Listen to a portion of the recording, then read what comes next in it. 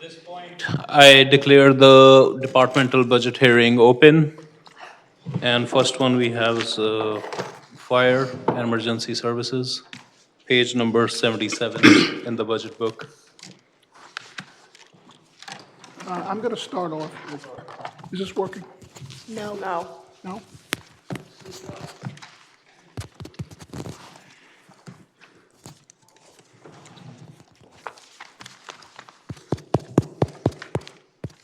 I guess it's working.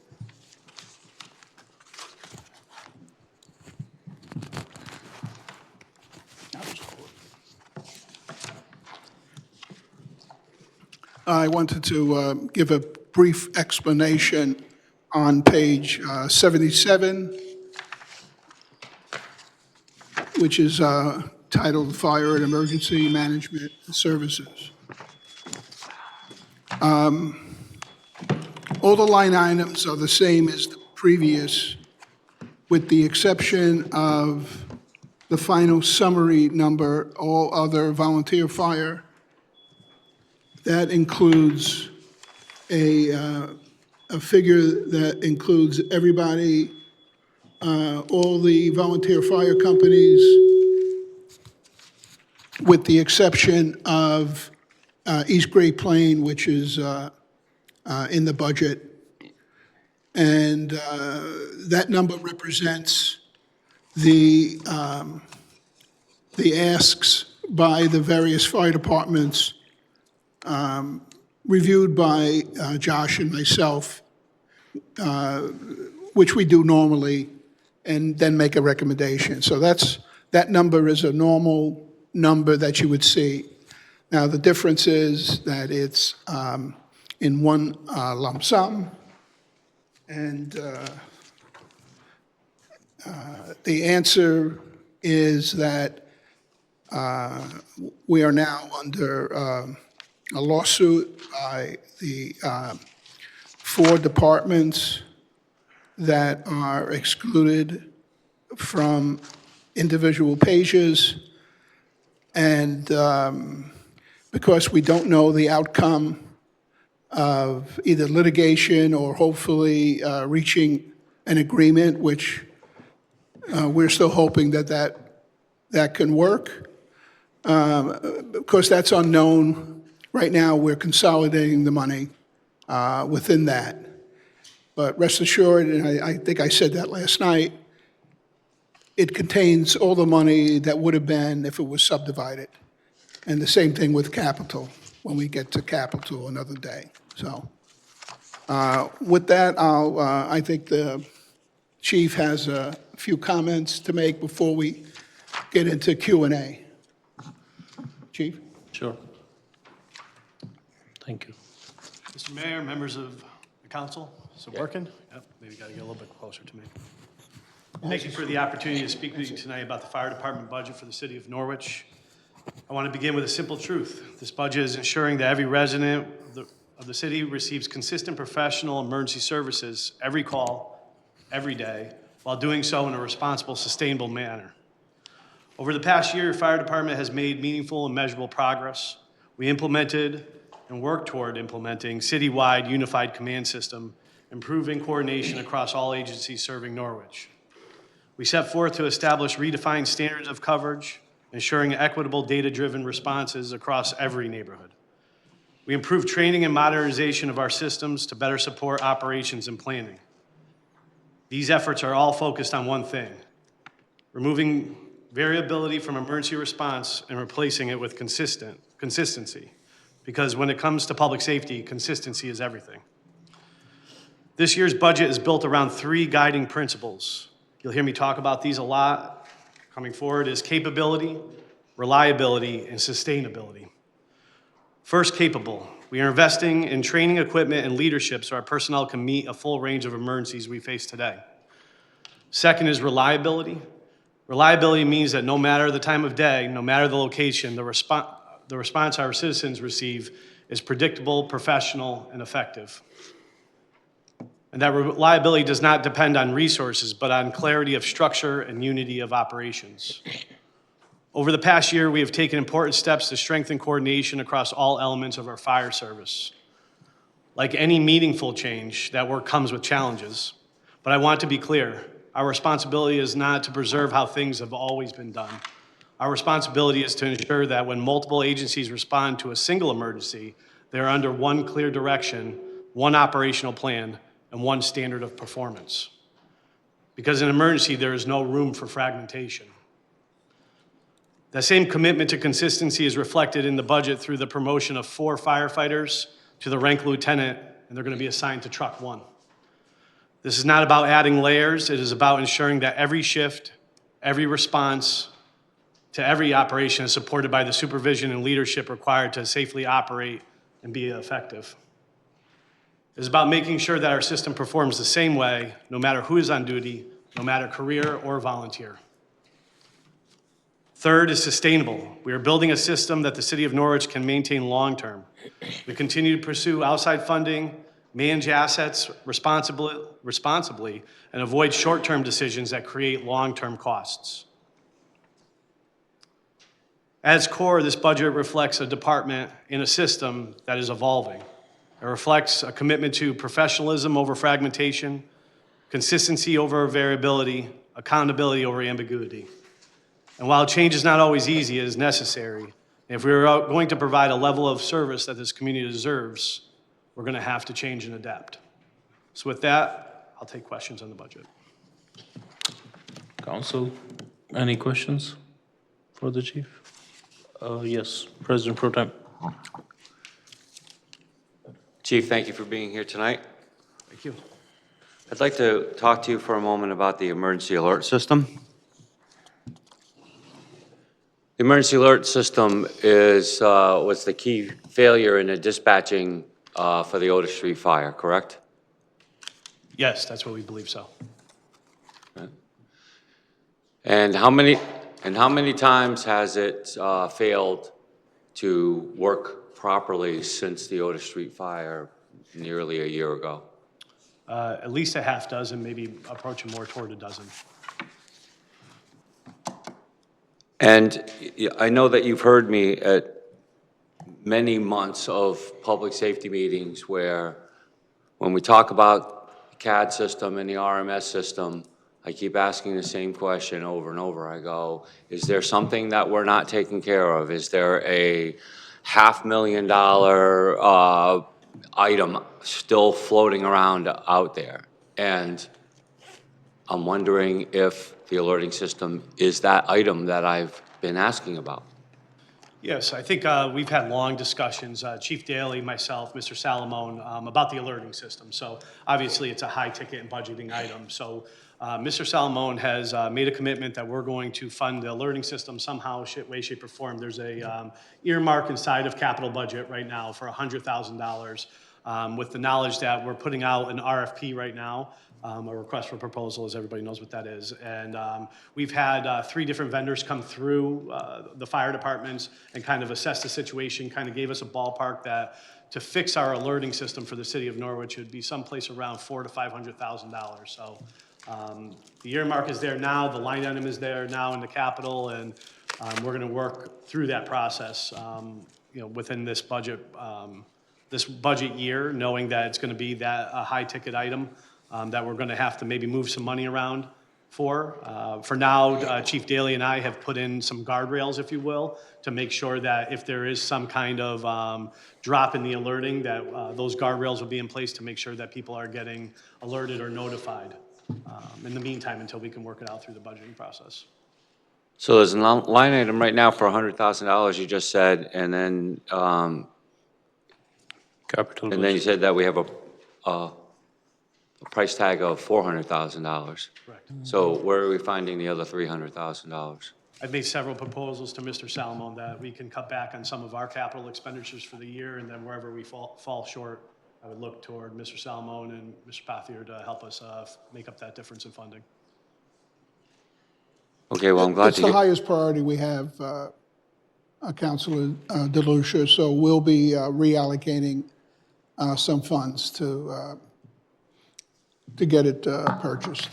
Well, I'm very happy to hear that because I'm more than just a little annoyed that I've been asking about this for at least 6 months, if not for the last year, not about the alerting system in particular, but again, you know, that my question, the question that I keep asking at public safety, I keep being told, committee gets told, nope, we're good. We got everything we need. We're gonna get the system up and running. We're gonna get it commissioned, so on and so forth. And we got this gigantic $400,000 hole in how we dispatch to emergencies. So that's troubling. So I can give you a slight explanation of that. I don't mean to cut you off, but I really don't need it. Well, we didn't know that it wasn't an anomaly the first few months after it happened. So we had to be certain that it wasn't a one-time or a freak accident. So we had a certain amount of time that we wanted to look through the system and see what was happening. Then we went to the state, since it's tied into the state, and worked with them. They're not as rapid as I would have liked, but we wanted to ensure that it wasn't something at the state level that they could correct before we went into spending $400,000. A couple of months ago, we decided to make the investment in it at this point, and it's taken that time to do the spec and whatnot. So it didn't make the first budget cut because we weren't ready. I didn't have the numbers. But we're going to make good on it now. And as the chief said, we have an ancillary way of doing it right now. That's a kind of it's a cheap system, but it works. It's basically, it keeps an eye on all the stations and knows when who goes out, and then that if the station is notified, then we know that the system works. So it's kind of a common sense way of doing it as an interim.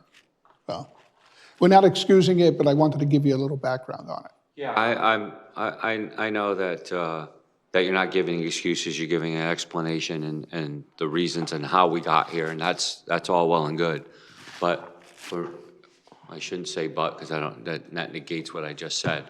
However, I will say that I'm glad it's such a high priority for the three of you, because just speaking as one member up here, I want this thing fixed. And I want it to work right every single day, day and night, without a concern or a care any further. I mean, we're pouring a fortune into our dispatch center, and to have this hole in it is just completely unacceptable. So I'm glad that you say that it's the highest priority. Find the money, get it fixed. We will. Thank you. That's all I have. Alderwoman Zuccardi? Just to follow up on that, how long from the time you're ready to pull the trigger till you can get it in place? All three vendors that I brought in indicated that they are ready to go within weeks of having a signed purchase agreement. But how long, it's not like the CAD system where we waited years. It would be months. Being on the extreme end, it would be months, but Okay. It would probably be a month. The last vendor I spoke with said they were ready to go next week. So we're ready, we're turnkey. This has been something that we've been working on internally for quite a while, but it being such a large ticket item and, kind of something of great importance, we took a lot of time to make sure that we were doing it right, and all aspects were assessed to make sure that we're just not buying something that's not going to meet the need or really correct the problem. Thank you. Thank you very much. Alderman Zaro, Karambaya? Just to make sure, can you give us at least a timeline? Are you going to come back to us here to make sure that it's done? Or how will we know that you fixed it? As soon as we would have the funding, we would, is going to go through the RFP or the bid process, either or. I've already submitted that to our purchasing agent and to Mr. Pothier to kind of look at that, and then we could either go RFP or bid for it. And then as soon as we accept that through the appropriate purchasing channels, And then we had bid, if it was coming this budget, it would be July 1st. The money would be made available July 1st. I would already probably be able to indicate, who we're going to go with by that time if we're getting the process moving. And as soon as that's signed, I would expect realistic timeframes from the vendor. All of them have already given me timeframes, should I sign tomorrow, as an example. They've given me timeframes of how long it would take from that, so I'd be able to update the council as soon as we had that specific vendor, and they'd be able to give me a lead time on equipment and stuff like that. That would be the only holdup, would be equipment being ordered and coming in. For a practical purpose, is this system working in some other places that you were able to visit and see how it works properly Yes. before we buy it? So we did, as I affectionately called, the field trip for a lot of the different vendors, because I wanted to see them in action. So we did. We went down to New London, and then I also know Danbury Fire Department just installed a similar system that we're looking at. So, Were you able to see any setback from the system? no, it improves response times and overall alerting for all the stations. Okay, thank you. Any other member? Yes. Right, all right. So before I come to you, Chief, let me go back to City Manager. John, explain to me, please, where the 100,000, is this in the proposed capital budget? Station alerting system, don't ask me, I'm in page 109. Is that the 100,000 or is this something different? Actually, I can answer that. It's page number 109, That's what I said, 109. right at the bottom, second line from Yeah. yep, that's the one.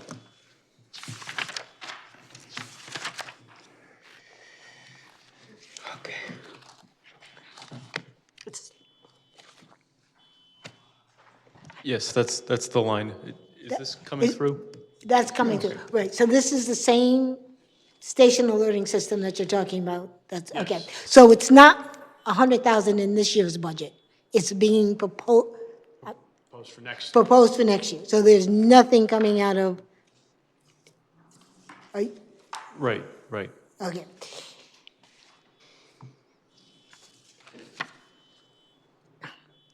So I'm a bit then confused. How do we anticipate, where do we anticipate the other 400,000 coming from? If we're only looking at 100,000 out of the capital. Well, it could come from lowering the allocations to some of these other things on the list, or looking at currently funded capital projects and, reprioritizing them.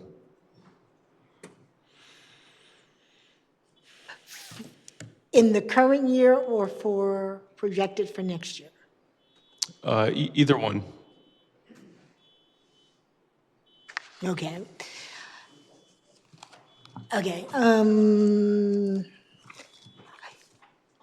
I'd like, on that, if you're gonna propose taking, reallocating from this year, if that would be shared with us before that there was a final determination, because we went through and made some reallocations last year. And so again, wanting to know what the priorities are, and why, if they were priorities last year, why would be delaying them? And and if it was that they came in, the final cost came in under budget, I understand that. But if we're delaying something, I would like to know that. So I do have some other questions. Because, and Chief Wilson, this is our first time going through the budget this way. PPE, under your department, it says Fire Department PPE, 118,000. Can you explain what that PPE is? Is it the turnout gear? Is it something else? For us, we changed up the way, under my direction, what we did for PPE is more of a general item now this time. It's all personal protective equipment, and I did it in a general item. The high majority of that is the structural turnout gear that you expect and you see and stuff like that. But instead, it's kind of my belief of doing budget is that I like to turn this over to somebody who is managing our PPE program. We have a full PPE program where we keep it documented, inspected, make sure we have all the serial numbers, the dates appropriately. So I hand over this budget per se to the person, I'm giving them a lump sum of whatever is approved and submitted for our PPE program. And that includes, again, the structural turnout gear, but it also now will include if we have to purchase helmets, if we have to purchase boots, any part of that ensemble that you would think that might get damaged during the year, rather than having it broken apart and saying that, well, I guess that I needed 4 pairs of boots this year, and I ended up needing 5, but now I have no money left in that capital item, or I hired a new employee. So I put that into one large category. So this way we start to say, okay, here's X budget, here's what you have to work with, and then they have expected expenditures inside of there, so that we're working out of one fund and not many little micro funds trying to make it work from year to year. If that answers your question. It answers my question. It Okay. opens up the door for another Please. question. So one of the concerns that I have had for the 2 years I served is trying to compare PPE, turnout gear for paid volunteer, because we've gotten several different price per whatever it was that was being ordered, okay?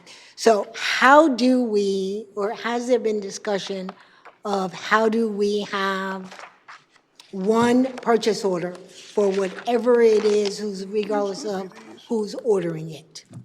So I think, for anybody that we've talked long-term about the sustainability for us as the city of Norwich, and I use that word a lot, sustainability is that, what I would say is that we should all have a uniform program for PPE. We should all be buying the same PPE. We would get better cost on that.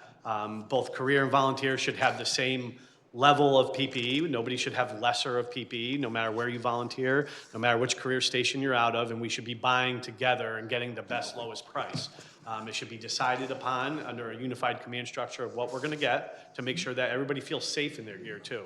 All gear, I would like to say they're all built the same, but our members, whether career or volunteer, need to feel safe in their gear. So coming up with one unified specification of what we're gonna buy would start to reduce our costs, or at least provide cost expectations across the board. So this way we're not having maybe a set that's $7,000 and then somebody's getting a better cost at $5,000. I think in the world of firefighting, there's PPE standards that all of us expect to have if we were going into a burning building.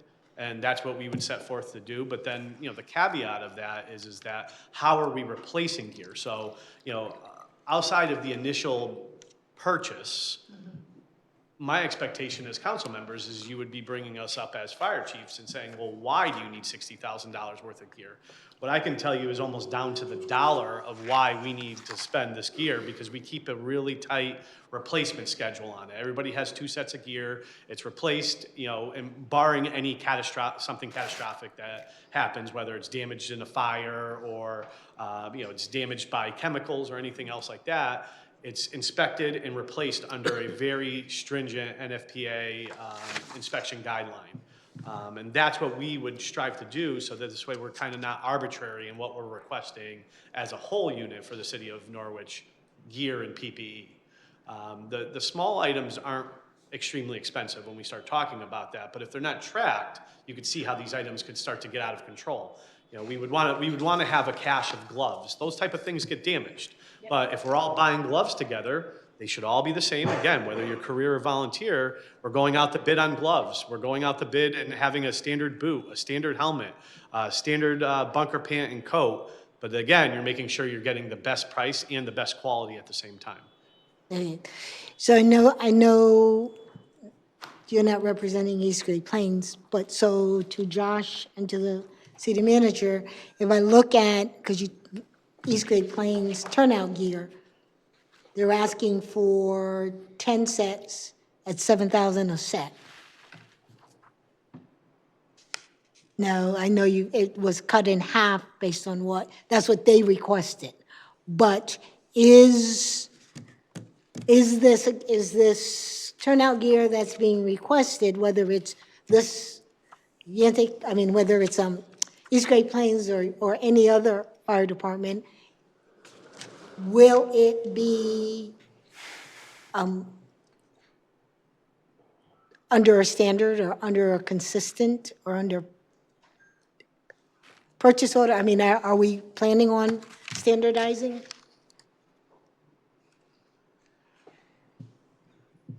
I guess, I know you're asking Josh a question, but he's looking at me here, is that Josh and I have been working together, slowly pushing us towards standards, and that would be my plan, is going forward. I'm sure that, knowing the chief and deputy chief over at East Great Plains, they're probably something very similar, but we just haven't gotten there yet. But that, if under Josh's direction or under the city council direction and all of our direction, if that's the process that we're moving forward to, we've already started doing that with our online learning systems. We've started doing that with our physicals. So there's going to be a lot of items in this upcoming fiscal that, we're going to be moving toward getting onto a standard purchasing pathway together. So the one thing, I could speak for East Great Plains, I know, is a question there, is that one thing there is I'd have to ask is that when they're talking about a set of gear, again, maybe they are truly doing what I'm trying to do also, is the set of gear a complete ensemble?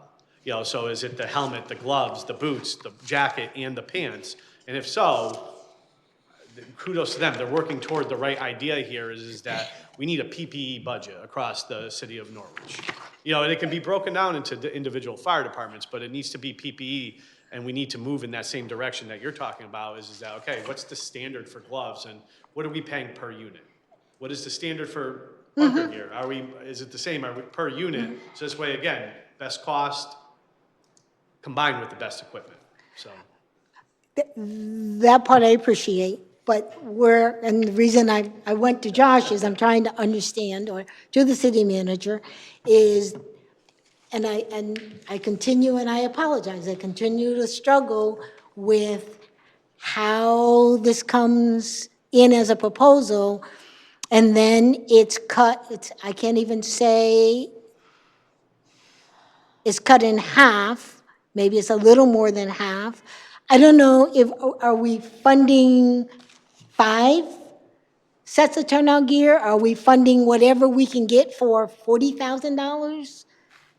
The way in, and I'm specifically East Great Plains, because that's the only one that I Right, it would haven't be funded. what they can purchase for $40,000. But what- And I think, uniformity makes a lot of sense, and we're kind of in a transition year, and I think we should probably look, item by item, finding what can, not even in the fire departments, but, if there's anything that fire departments and police departments or finance departments or whatever, we should strive towards more uniformity whenever possible because of economies of scale. And this is, I'll work with the chief, all the chiefs, all department heads to get that out. It's going to take some time to, see what we're using across all departments and what brings us the biggest bang for our buck to aggregate and look for either state bids or RFPs or our own city-run bids. And we will get there, but it's going to take some time. Okay, so we're not sure what 40,000 will buy, if it's going to buy some set or sets of turnout gear. It's just, I guess, and I realize I continue to focus on that. That's one area, because it's just been very confusing how we arrive at why we recommend or propose a certain amount that's not what was requested. So I'm not quite sure what we're getting. Can we go to also the tri-band radio for engine 2? Under East Great Plains, Last year, I believe we funded the tri, or did we not fund the tri-band radio for East Great Plains?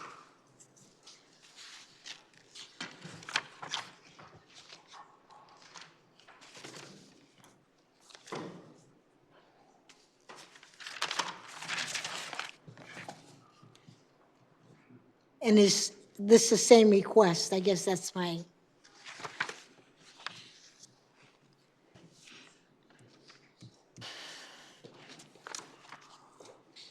It was not funded last year. so is this the same request that was from last year? Yeah, yep. Okay. Um,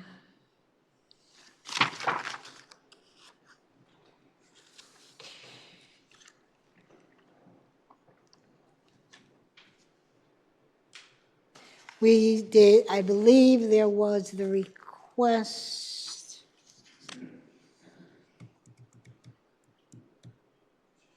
And maybe they didn't request it last year.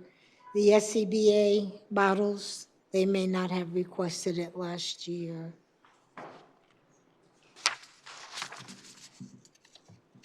I know a couple of the volunteer departments did. Okay.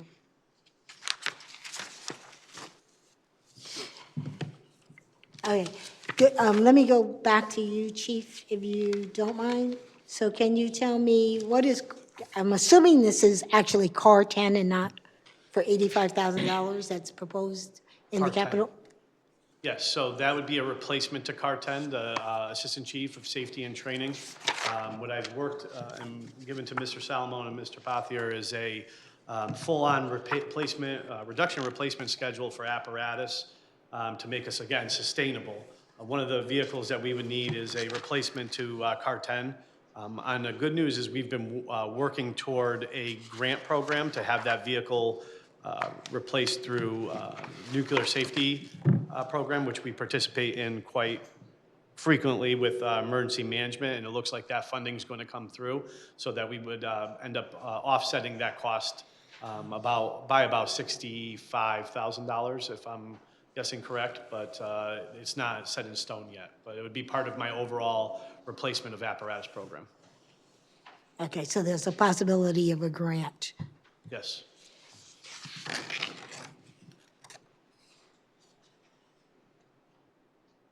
That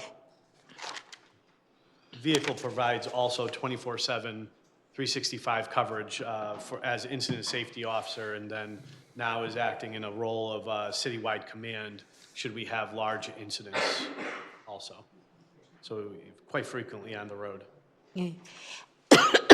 Pardon me. And can I ask, is this something new, or is this something that's been in existence, the mold remediation at Greenville Station? That's something new that was proposed to me this year. As a lot of you know, this is my first budget year. Right. Infrastructure has been one of the things that I've talked to Mr. Salomon a lot about. I went through all of our buildings, went through a lot of the volunteer buildings also, and something that we need to pay attention to a bit, keeping, I think it was Mr. DeLucia that says, you don't park a brand new car underneath a roof that's failing, or you got to take care of the house first. And that's something here that we need to do, is start taking care of our infrastructure. We focus a lot on fire apparatus, PPE, and everything else, but it's easy to let infrastructure kind of go away. One of the things that was brought up to me was, how bad Greenville was. I've taken several tours through there, and it's a place that if we want to keep that a vibrant community hub also, we need to start putting a little bit of money investing into it. So you'll see mold remediation is one of them. It's very wet in the basement, and maybe Band-Aids have been put on it for a long time, but also we've had a lot of failing roof, failing brickwork there, yielding to water coming in too. So there's been an identified mold problem, and that would start to remedy it. Okay, so now that you've talked about other failures in the building, do we have a plan or a schedule? For that, as soon as it's funded. Yeah, no, I Yeah, mean. we already have contractors come in, and They've given us proposals for that. Everything that you see when you get it from me, I know a lot of us, this is my first time presenting to you. These aren't fictional numbers, best guesstimates, if you will. We bring in contractors and I get them to give me, okay, what will it take? What is the budget for it? And then if you were to get this bid, how long until you can start? So that would be another one, should the budget pass. I would be working on that type of work immediately, and then the scope of work, I believe, for that one was 30 days, and they would have the entire project buttoned up. And you may have included it in your proposal.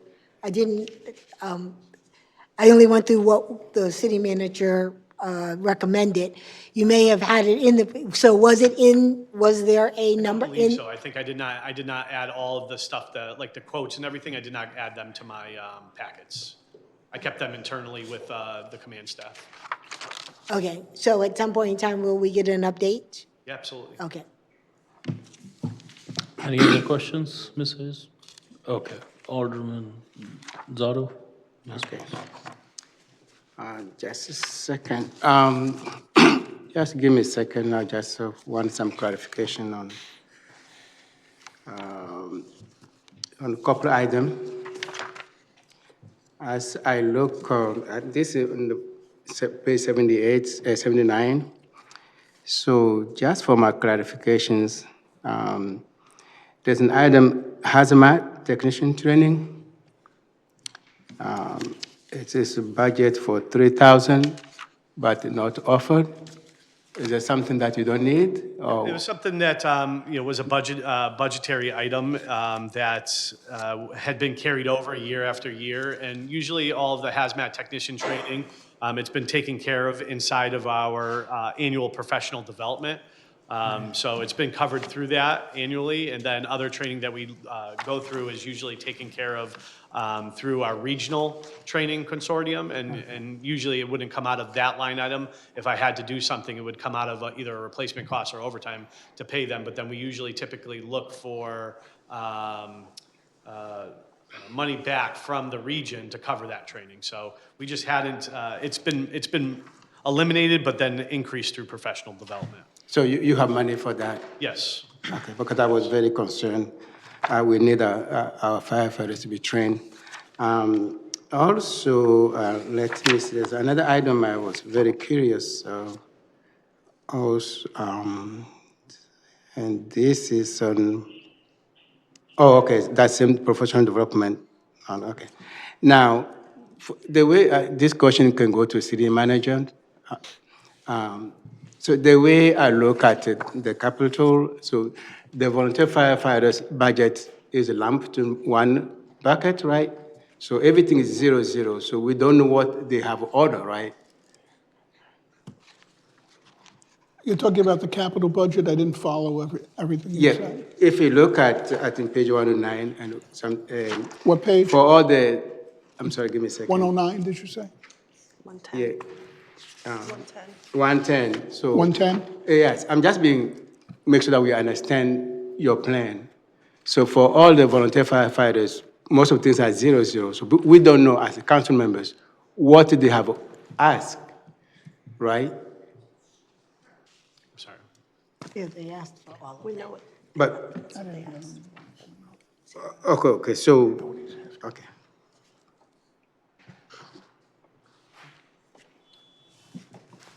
This is what they asked for. Okay, so, This is what they were allocated.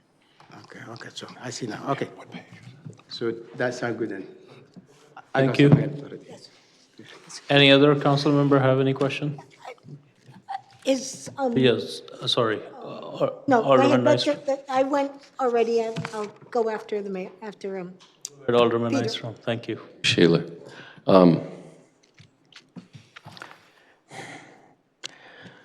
I find myself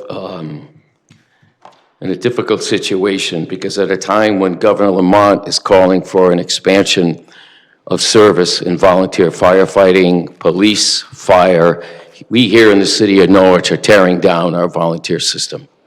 And it's under the guise of improving public safety. Yet I have yet to receive any complaints about the volunteer fire departments that would rise to such a level as that we sideline probably the largest division in our city fleet, which is Yantic. At the same time, I look at the costs of what these replacement individuals are actually being, well, the taxpayers themselves are getting hit with that cost, all under the callback provisions of the budget. I had the list, I guess there was a reporter from the Norwich Bulletin FOI'd that list, and that's how I ended up with it. And if you didn't get it, anyone here on the council, I'm happy to share it with you. I know that last year we put a budget together, we never anticipated shutting down a volunteer firehouse. I would never even dream that would happen. I consider that a nightmare. That if we have come to a breaking point, and you call it unified command system, so I'd like to ask some general questions. Did the fire chiefs help put that unified system together? Did they help write it, or is it just from you? It's from me and Mr. Salmon. Their input wasn't requested, or was it requested? Not in the initial development, no. Wouldn't a unified system include the ability to build ownership from everyone else who's an integral player, like the other 5 departments, so that they had some part in creating this document, so that they felt that they had some ownership and greater responsibility to be part of it as well? Why was it only from the top? You're asking for my opinion? I am, sir, please. My opinion is why, as I sat in, well, how many months would that have been? Several months, and we, as in the chief officers, failed to get anything done in several months of communication with Mr. Salomon. So I don't think that anything would have been pushed through any meeting in the group think mentality that was happening. So since then, I had meetings with all volunteer chiefs where they were able to offer input all the way up into the point where one department chose not to work with inside of a unified command structure. The asks aren't big.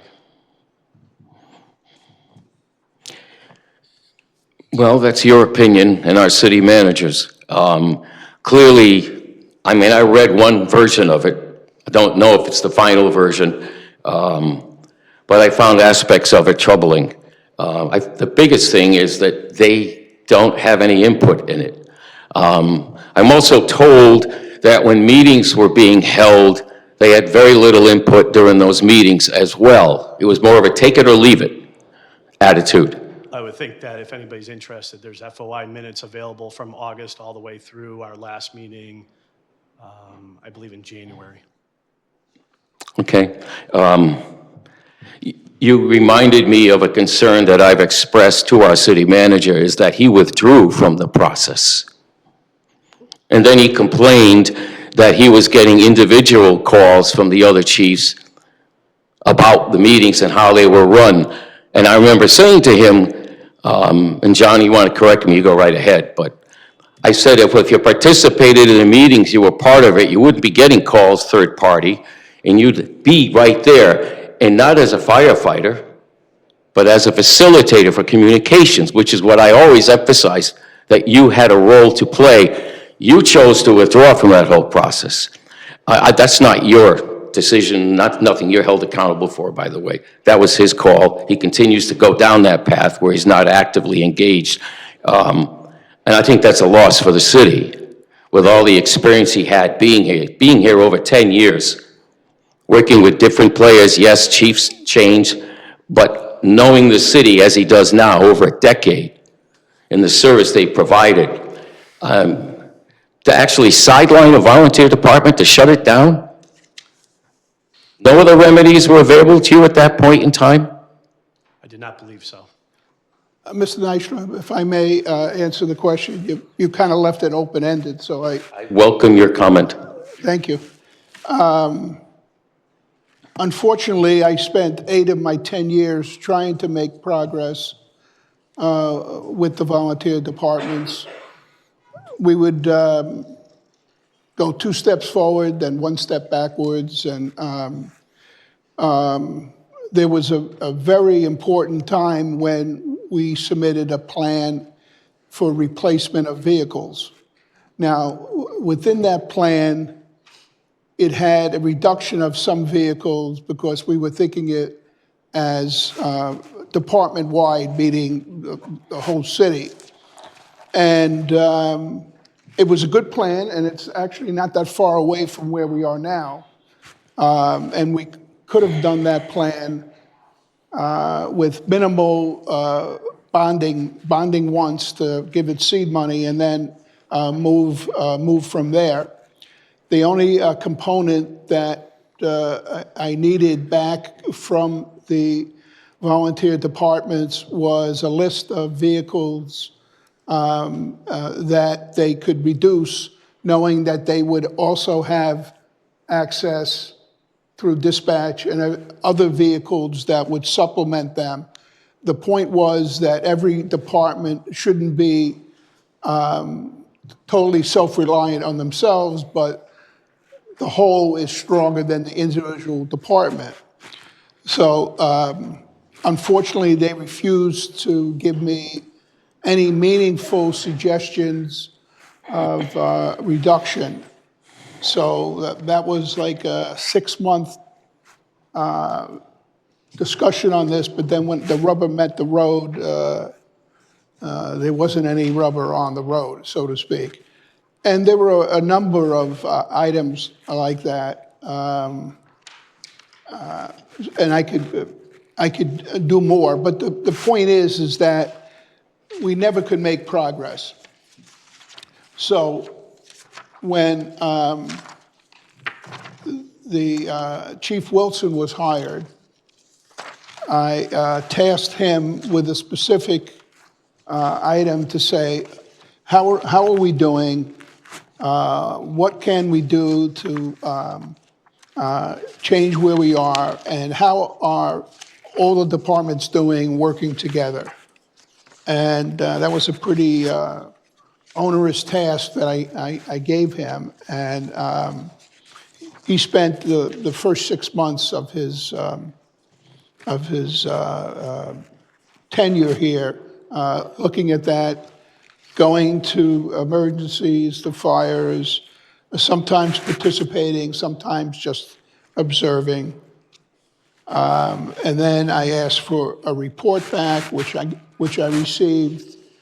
And it was somewhat concerning to me, and that would be mild to say that, but in the spirit of trying not to throw bombs at anybody, I'll keep it at concerning. Of course, also one of the catalysts to moving in this direction was the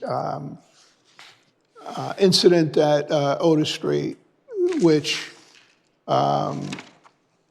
was involved with unfortunate fatalities of 2 individuals, a mother and a daughter. And I reviewed all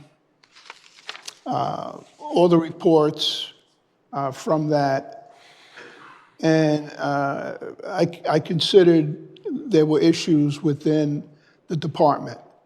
Now, to be as accurate as I can, there was some on both the paid and the volunteers. So I certainly am not audacious enough to blame the volunteers for that, but there was certainly a significant causal relationship with that. So that was kind of the spark that lit the fuse then to go ahead and try to work with the departments, the volunteer fire departments, in doing what I couldn't do for the 8 years, with some incentives, and then ultimately some warnings that it had to change. And then finally, we prepared an agreement, which everybody knows by now. I submitted it to Yantic first because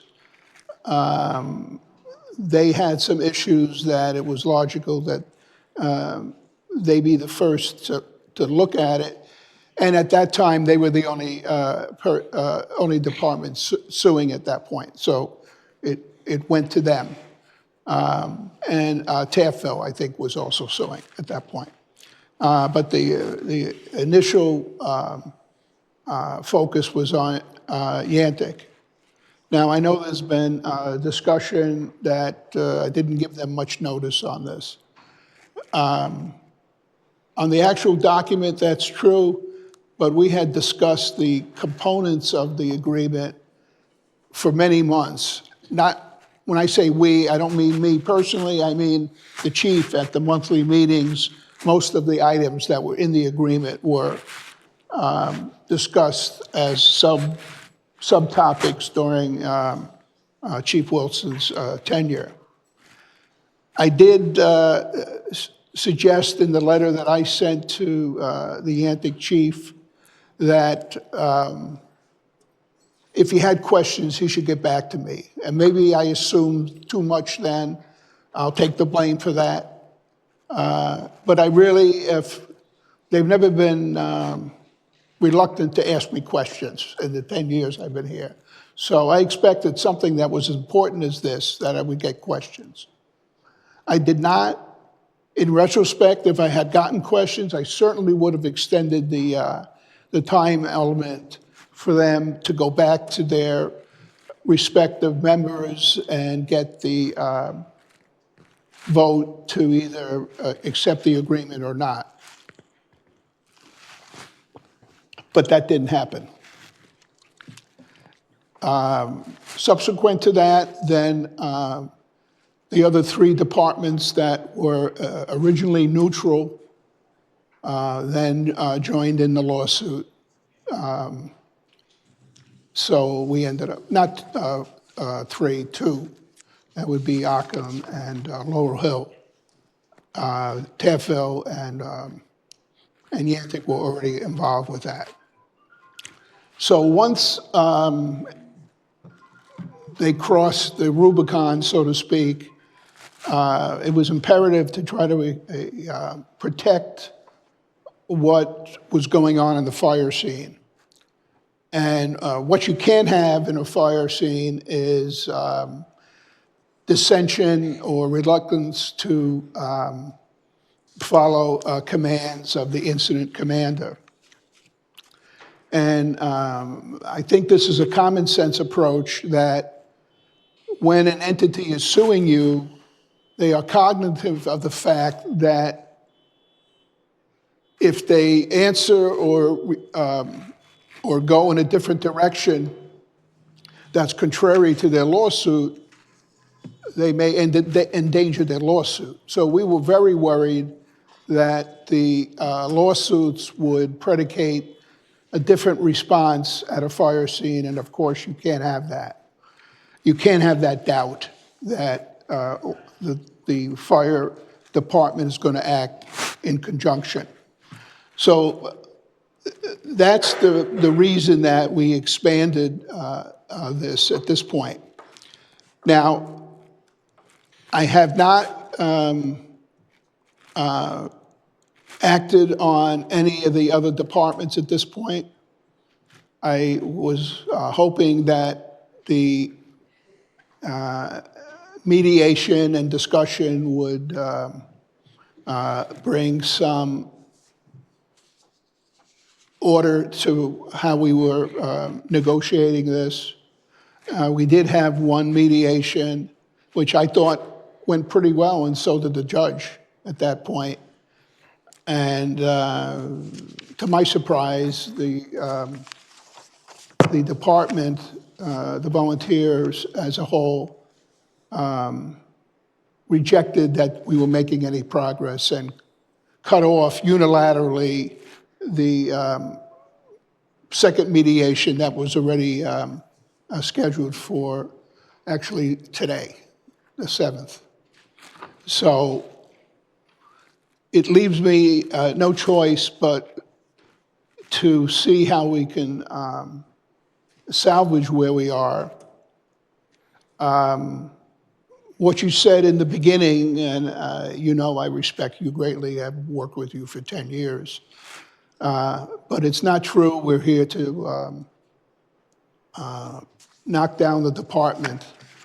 I think what's going to come out of state legislature this year will be pointing in the direction of what the direction we're going in, which is to unify command, to train the same, and do other things as a coherent group rather than independent agencies, volunteer companies doing what they wanted to do.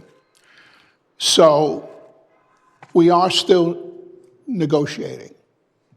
To my surprise, on Friday, the volunteer departments sent the city a new proposal based on reaction to our proposal. And we worked very hard today. We promised the judge that we would get back a counter proposal tonight, which I think if they don't have it yet, they will have it. So we are moving, we're still moving, even though at this point it looked like it was a dead end. When I negotiate labor contracts, I never walk out. I always cling to the point that as long as we're talking, we have a chance to remedy the situation. I still think that. I try never to look on the other side of it. It's, you know, the old cliche of the glass is half full or half empty. I'm a half full kind of guy, and I believe that with the contract. And I was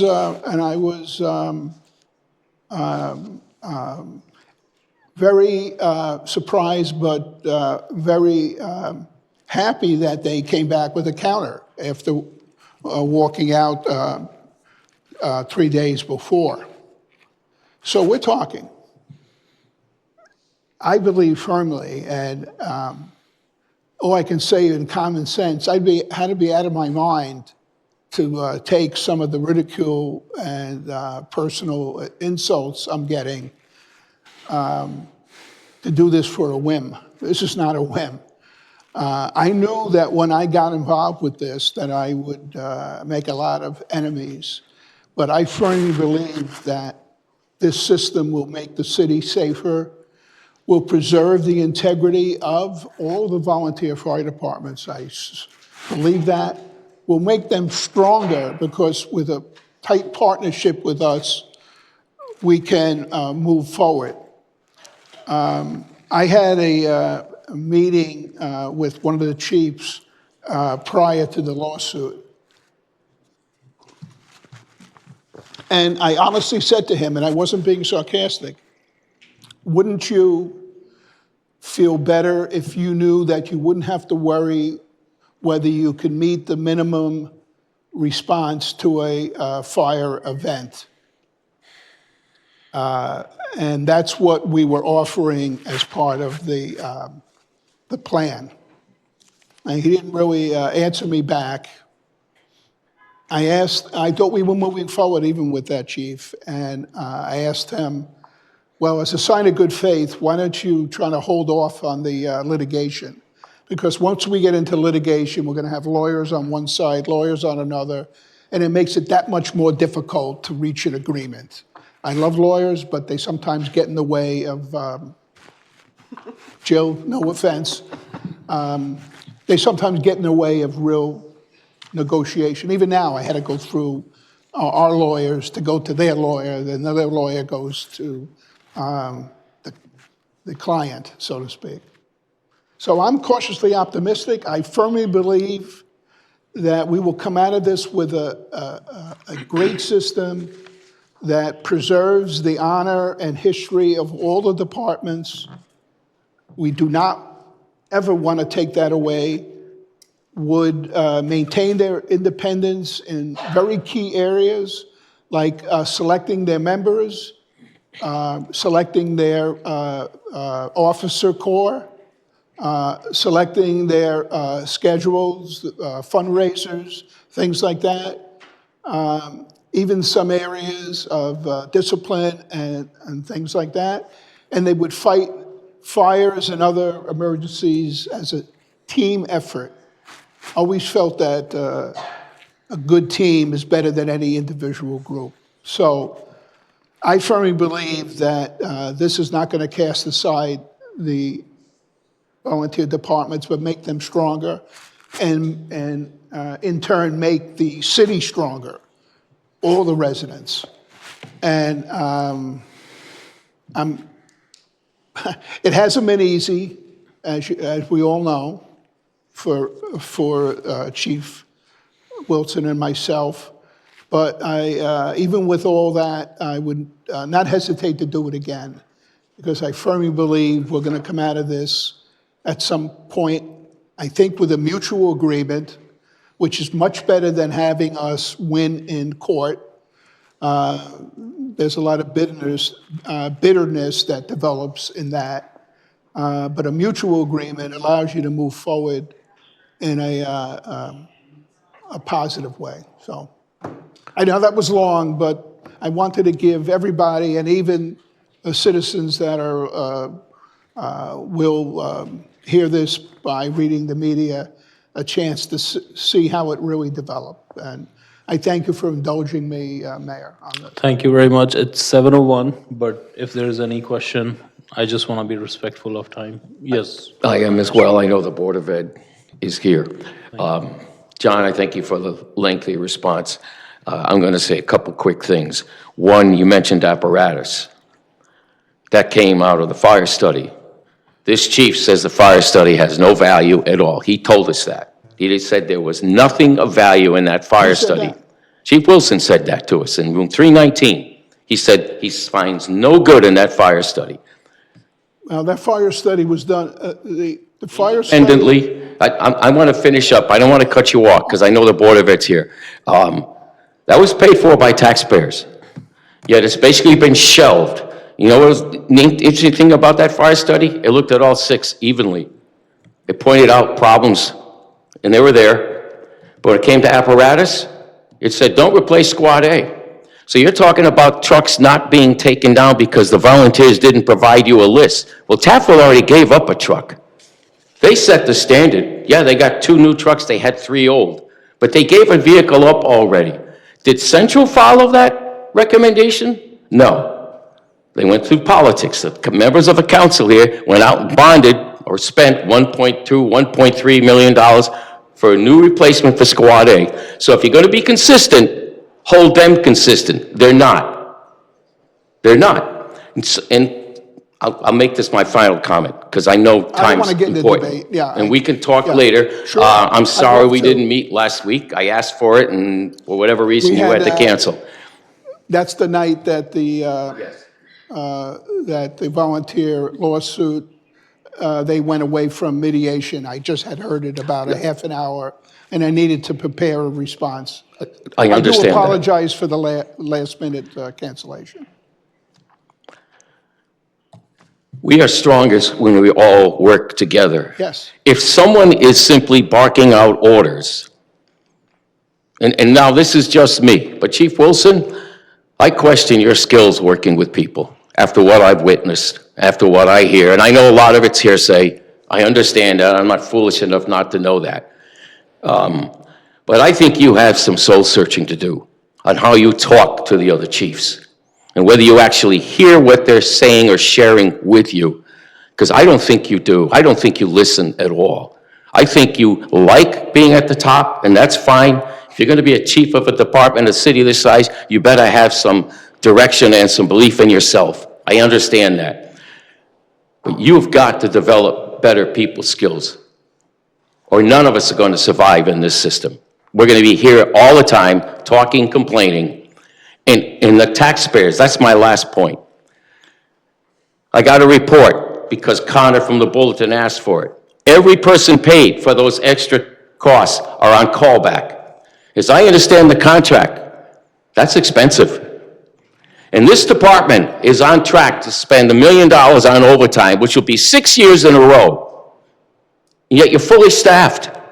How do you explain that? You're not short like our police. Our police are down, real bodies, real numbers, and I'm not going to get into what happened there, starting with the accountability bill by the legislature. You're fully staffed, and yet you're spending $1 million a year on overtime. How do you explain that to the people in the double tax district?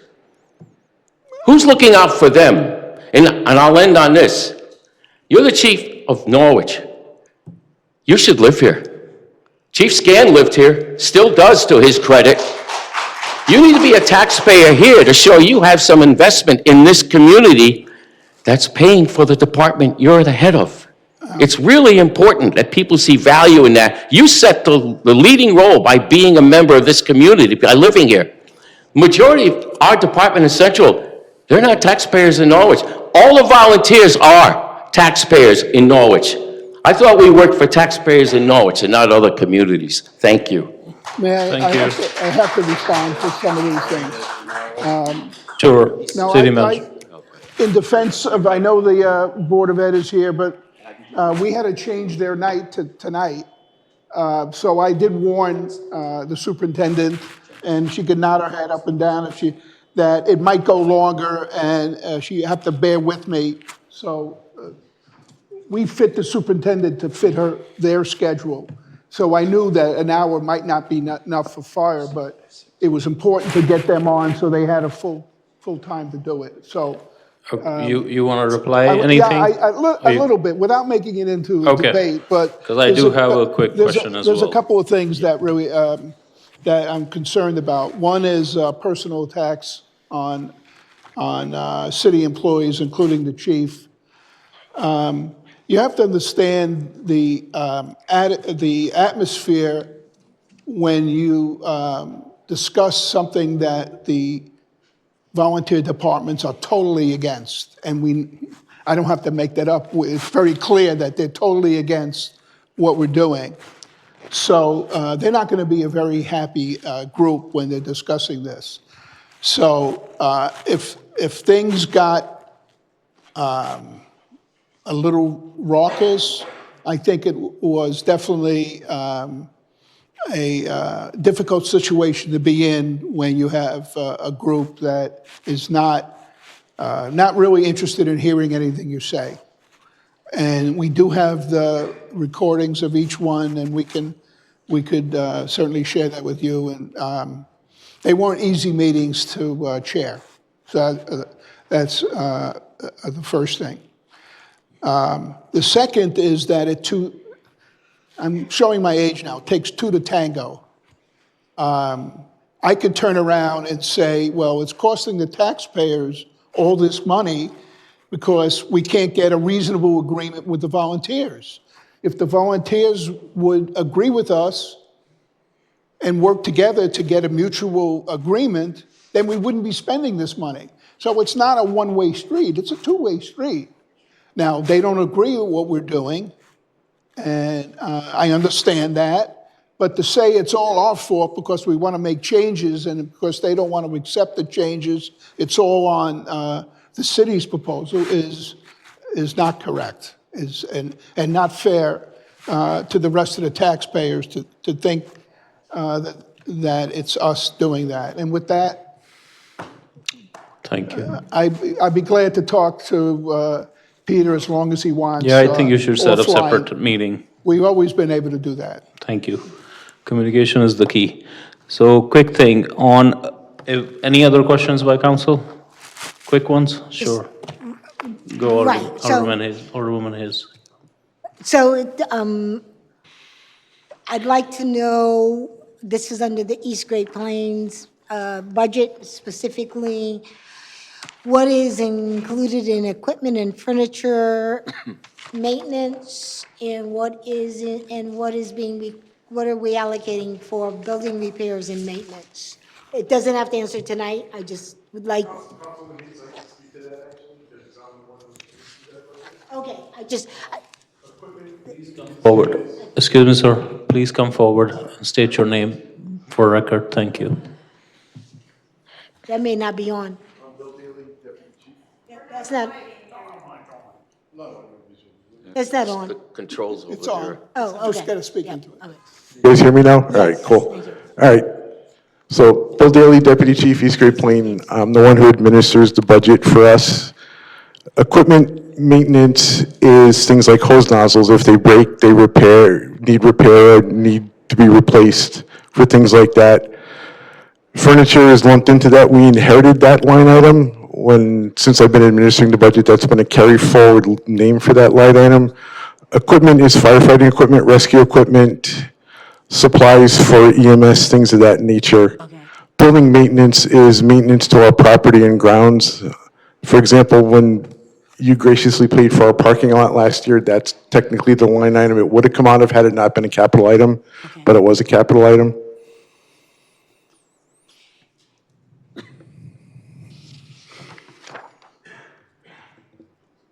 Okay, so what I'm asking, is there specific building repairs that's being allocated, that you're, We would have made them capital items if they were significant and of significant cost, yes, but we are trying to be responsible citizens and didn't have any large projects or large equipment so purchases. these are minor ones that the allocation of 29,000?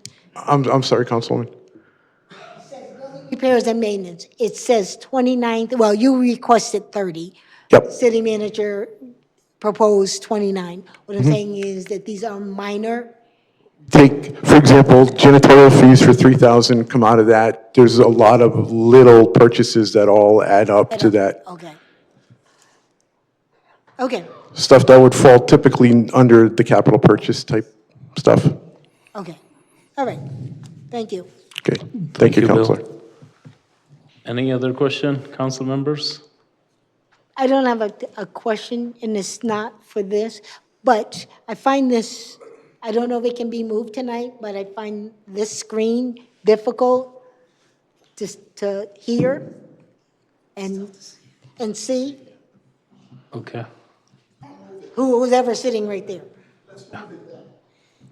Well, you can do it in between, I mean, you can finish. That's the Board of Excellence. We hadn't finished this here, this one first.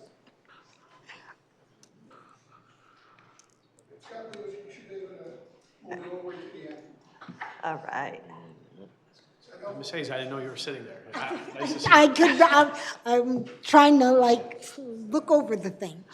Yes, thank you. It's a little too tight. Any other question on the fire at this point? No, I'm good. So I have few questions. I don't know if, John, you want to answer or who else, but on alerting system, right? Had we had any discussion with our state delegation on making, if we can get any resources from the state? We have not, because we just really knew what we were going to spend and the urgency of it. But it's never too late to get that out there. I know that our state legislators have been very helpful in supporting the fire department and the volunteers, so Yep. we'll get it out there. Okay. And my second thing was, if that's not the case, and we have to do it through the capital budget, I definitely urge you to give us revised version of the CapEx. So we are not floating things around that doesn't needs to. So it will be helpful to the council, I will say that. I'll do those suggestions, but I can't alter the budget at this point, so we'll come up with a list for you so you Some can guidance will be good. officially act upon it if you think it's worthy of that Okay. when you have to do your decisions. We'll give it that before that. Got it. Now, on the Greenville, the capital projects, have we made any request with our state delegation on that?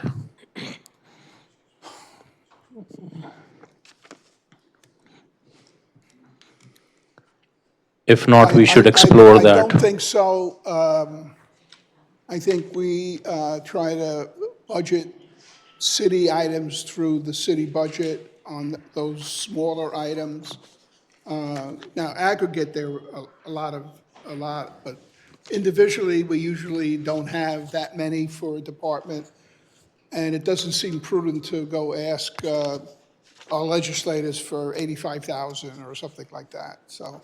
Okay. In the past, we've done that. This is an aggregate, probably was worthy of an ask. I agree. I think going forward, when we apply for any CAF grants for any particular area, we should also see how, if that, for the area safety upgrades, while we are pumping resources into, let's say, housing. But if we need that, maybe some of these line items could be part of that as well. So that'll be my suggestion. And and for you, Chief, on professional development side of things, I know we have big budget. Is any of the budget go for cultural competency training? Because that was one of the things that was discussed in goal-setting session, not this year, but that was the recommendation made, previous goal-setting session as well. I'll add that to, for Chief Urban to look into that, we can put some of that in the schedule.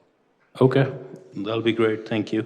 And just the last one, of course, we don't have a lot of control over what's happening at federal level, but with war in Iran and fuel going up and tariffs, have we made those things, it kept those things in mind while we are designing this budget? Because I do see one of your line item went up 140%, 56627, the fuel line item requested was, I think, 19,000 something, but we are proposing 46,000 something. Right, that's, in the budget process, I'm looking at the state's bid for diesel and gasoline, and those reflect prices that were, mid-March. So after the Iran war skirmish started, so the prices were elevated.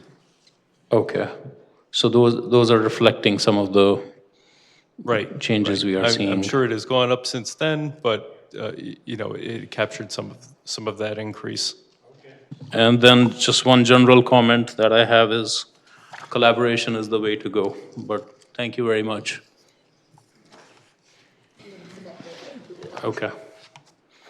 And then we'll start with our budget hearing for the Norwich Public Schools. Thank you, Chief. Thank you. Does anybody need a break? Yes, but 2 minutes? And definitely use a couple minutes of bathroom break. Thank you. Excuse me. Go ahead, get my phone. Oh, okay, yeah, sure, I can get it for you. Hold it at me, you can you scared me, really. Right. What did you do on the floor?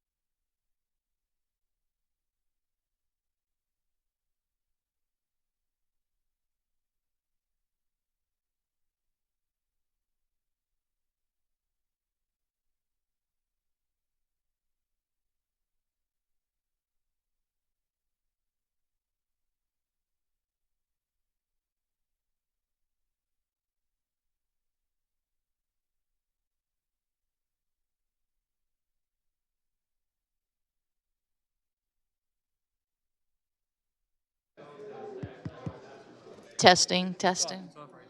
It's off? Did you, then once you turned it on? Did I just turn it on?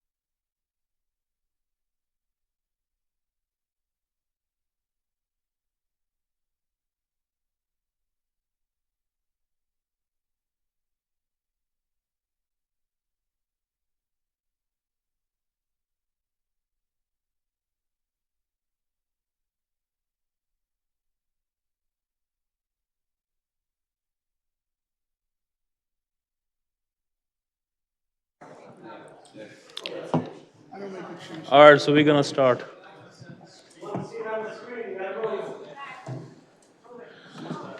Thank you very much for being here. We're gonna start with the presentation.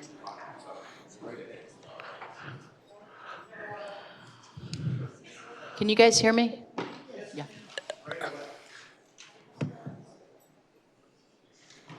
Yes, we're good. Please go ahead. Thank you. Everybody left. What happened?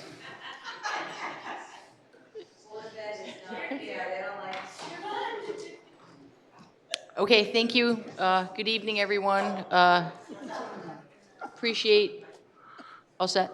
Appreciate you, John, letting us go tonight. Appreciate that. Okay, so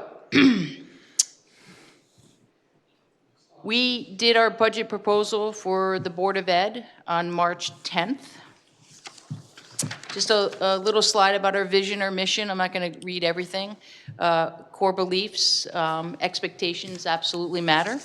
Effort matters, competence, solutions. Relationships are very important to us, and we appreciate the relationship that we have with the mayor and the city manager, and all of you on the city council. And finally, results matter. So I know there's been always a lot of talk about our scores in Norwich, and I want to point out, and I know I read a lot of this when last year here at the City Council, and I want to remind everyone, according to the Connecticut State Department of Education 24-25 report, Norwich Public Schools has outpaced the state's growth this year. Our district's accountability index increased to 56.5, which was a 5.1 point gain that far exceeds the state's overall 1 point growth. And this is a clear sign that our collective efforts and the way that we've repositioned staff is making a measurable difference for our students. This is the greatest single year improvement for Norwich Public Schools in the accountability index since the first ESSA Every Student Succeeds Act system results started in 2018. For Kelly Middle School and Teachers Memorial Middle School, this is the second consecutive year of improvement in the accountability index. And the academic growth for math high needs was our biggest gain, where we gained 8.4 percentage points to 56.3. Again, results matter. We also have 2 schools recognized by the state as schools of distinction this year. Veterans Memorial Elementary School was recognized for high growth in English language arts among high-needs students. In fact, we were top 10% of schools in Connecticut for this indicator. And Moriarty Elementary School was recognized for high growth in mathematics among high-needs students. Again, top 10% of schools in the state of Connecticut for this indicator.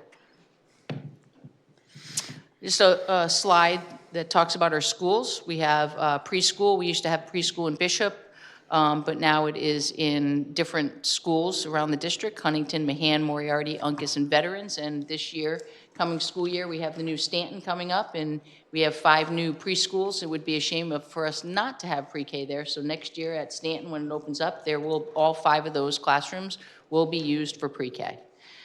We have our 2 middle schools, Kelly Middle School and Teachers Memorial Middle School, which is under the Commissioner's Network right now. We have our special programs, Norwich Transition Academy, Rose City School, Resilience School, and Norwich Adult Ed. And I'll be talking a lot about the Rose City School and Resilience School program as we go through the slides. And then, of course, we have our 7 elementary schools, which we're going to condense to 4 once all of our buildings are completed, and we will redistrict in the 27-28 school year. Our sending high schools are Norwich Free Academy and Griswold High School, and we have 726 total staff members. This just gives a picture of how many students we have enrolled. Our enrollment is 3,254, and then with NFA, Griswold, and the others, that's another 2,035 that we're responsible for. So we talk about some project examples. I highlighted 2, and again, I'm going to talk about those special programs. So we want to expand our special programs to keep students in district. It's best for students to keep it in district and fiscally responsible for us to do that. And you'll see that our savings for the cost of keeping these kids in district is substantial. And of course, we have our management of the construction of our major projects, the four elementary schools, Teachers Middle Schools. We're in the very early phase of teachers being new, and then Huntington will turn into central office. So if I just go through the process, we did already have for our Zoom meetings, January 27th, February 18th, and March 3rd. So we went over, we broke it up into 3 pieces. Some of you were at these meetings. And we have our budget timeline that we filled in since we've gotten the new timelines. I know City Manager talked about this yesterday at the meeting, so it's not new. So if we talk about the budget overview, our current budget for this year is $96,637,707. Our proposed budget is $101,556,166. So that's an increase of $4.9 million. And I think everyone knows the percent increase is 5.09%. Again, the city manager went over that yesterday. So just to put it in context, 1% is equivalent to $966,377. And as a reminder, the city gets $32,316,543 in ECS funding. It's sent directly to the city of Norwich. So therefore, our proposed budget to be funded by the city would be $69,239,623. The Governor's Alliance proposed increase that typically does increase. The current year, we had an additional $2.5 million. This year, there is a 0 increase to Alliance grant funding. In fact, we were supposed to get a decrease of $494,000, but due to hold harmless, there will not be a decrease in funding for Alliance for the 26-27 school year. Excess cost funding options, and Bob was going to talk a little bit about this. He talked about it at the Board of Ed meeting right before we came here. I think this is always the talk. We're supposed to be fully funded. Then they said we were in tiers and we were going to be 91%. That's never happened. 72%, we never, it's really hard for us to come up with a number. And Bob, and I think everybody knows we have great relationships with our senators, our Senator Austin and Representative Wilson, and we talk to them a lot. Bob, we hear some new information all the time. So this year it came at 72%, but Bob, you want to talk a little bit about what you've heard? Yeah, as we all know, got to turn that on. As we all know, the ECS formula and the excess cost reimbursement grant are 2 of the largest pieces of funding that affect both the city and in turn the Board of Education. I'm sure the council members and especially John and Josh are fully aware that your $32 million and change has been fixed at that amount since 2008, 2009 year, and that's a long time because the cost of education has definitely gone up since that time frame. Some of the legislation is flawed. Increases to the ECS need to be funneled through the Alliance grant, and the reason we've gotten increases the last few years is the state was fully funding the ECS formula, and it's always a constant thorn. Excess cost has been a dilemma since I've been here and before that. The legislation says we should be 100% funded, but the state never comes through with that amount because they have those 4 words, I think, subject to the appropriation. The law says fund at 100%, but they don't appropriate enough money. So I think it was 3 or 4 years ago, the state came up with a tiered approach based on town need. Norwich was listed as being in the top tier, and we were supposed to get 91% reimbursement. That's never happened. The amount of money that goes into excess cost had been fixed, I think, at $181 million. Last year, our reimbursement rate would have shrunk to 64%. Not only for us, but statewide it was down, and everyone made a lot of noise.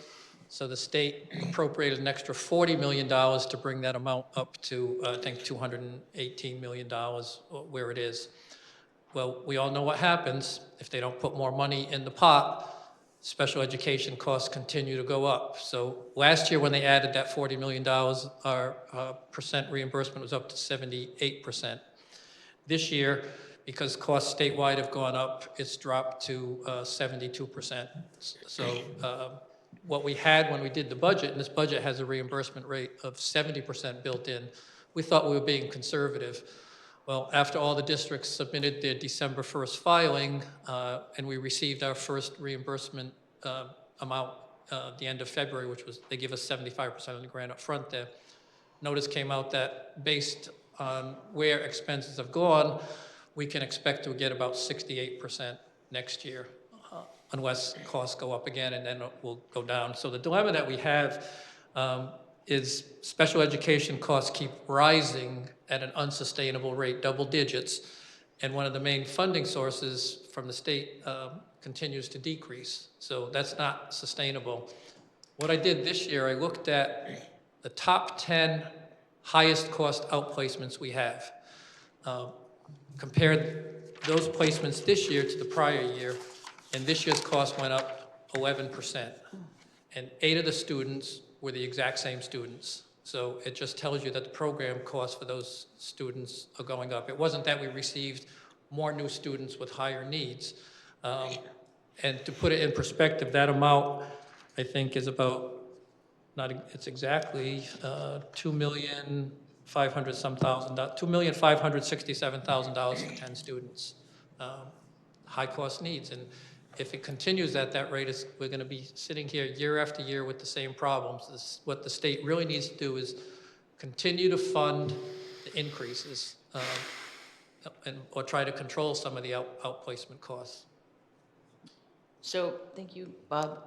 The other thing that I want to mention is that when our schools are completed and we go offline with the other schools, Veterans Elementary, and I've talked about this a lot in the last 2 years actually, that's where our Rose City School and Resilience Program will go, and we'll continue to grow that so that we can keep more students in-house and have some more savings as well.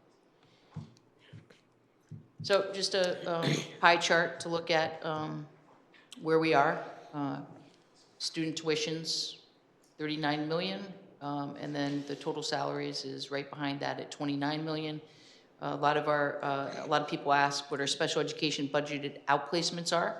So I have that at the bottom. It's $9.8 million, and that's excluding the Griswold and the NFA program. So it's substantial. So the more we can keep our kids in house, the better off we are. So let's talk about some major considerations. So some risk items, we all know about this. We talk about it all the time. Special education costs, like Bob said, continue to escalate at an unsustainable rate. Will there be some legislative relief? We think yes. We think that there should be something out there. We know that there's House Bill 5002, Senate Bill 7 out there, and there's talk about the foundational amount. So we're hopeful for that. Long-term goal to stop the escalation, like I said, programs to bring back students to the district and reduce outside services needed to generate revenue. And we can generate revenue with our Rose City School and Resilience programs, and we can keep building that. We talked about the excess cost reimbursement. The health insurance, Bob and I have been working on this for at least 2 years, maybe longer. We have a new broker that we've been working. We may have some really good news on where we're going with that, and we should know something by the beginning of May. So we're hopeful for that. And then the proposed budget, like we said, represents 5.09% increase. So we like to talk about that cost avoidance again. I'm going to keep reiterating this. Our Rose City School and Resilience Program, where would we be without them? It would be millions of dollars more if we did not have these programs. And again, it's on there that Bob just talked about. The top 10 special education outplacements are up 11%. And again, Rose City School and Resilience continue to generate significant cost. I talk about Rose City School all the time. Resilience is new. Or Dr. Hughes, our special ed supervisor, our special ed director, came up with Resilience last year. And just to tell you what that's about, it's students in grades 6 through 12 who were outplaced, who were not attending school. So we were paying for the cost, and they weren't attending. So we're bringing those kids back. And they're in like a hybrid, and we hired a part-time social worker to go to the house to try to get those students back in school. And so we took them out of the outplacements. And again, legislation and final state budget will affect the ECS funding, and everyone knows the short session scheduled to end on May 6th. So just to recap, tuition's 38.9%, NFA is 3.85% increase. And I think it's noteworthy that they had an internal increase of 0.14%, which means NFA did a really nice job in their house so that we didn't have a higher amount to us and to the other partner schools that are out there. Yeah, So I'd just like to add a little bit to what Susan said there. As you all probably know, NFA bills us for regular education 1 year in arrears. So it's based on October 1st of the current year. So we know what our bill's going to be next year. The student census for Norwich students decreased by 70 students. So when I first learned of that, I did a calculation. I took the current tuition rate times 70 fewer students, and it came to a little over $1.1 million. Now, if NFA wasn't faced with declining enrollment, one could have expected a pretty good decrease in our tuition, but NFA gets their money from tuition. There's no tax base or anything like that, or big grants. So I looked at them having the same issues that we have in terms of rising costs, and I said to Susan, you know, they need 3.2% just to make up for the 1.1 million that they're losing from our 70 fewer Norwich students. We can probably tack on 3 to 4% for their normal costs, so we might be looking at a 5.7 to 6% increase. I was petrified of that. And as Susan said, they came out with a 3.85%, which really surprised me, because I know 3.2 of it is just recovering the revenue they lost from our 70 students. So I don't like a 3.85% increase because there's nothing we can do about that because we pay the bill. But that's a whole lot better than I was anticipating, so I give them credit for trying to control their internal costs. And we talk about relationships all the time, and NFA is another, we have a great relationship with NFA right now, so we're grateful for that. Special education outplacements, again, 9.8 million. We're looking to decrease that. I want to remind everyone of when we had to eliminate positions in the 24-25 school year. We eliminated 5 instructional coaches, 24 reading and math specialists, 5 school counselors, 2 social workers, 4 assistant principals, 2 special education supervisors, which are also administrators.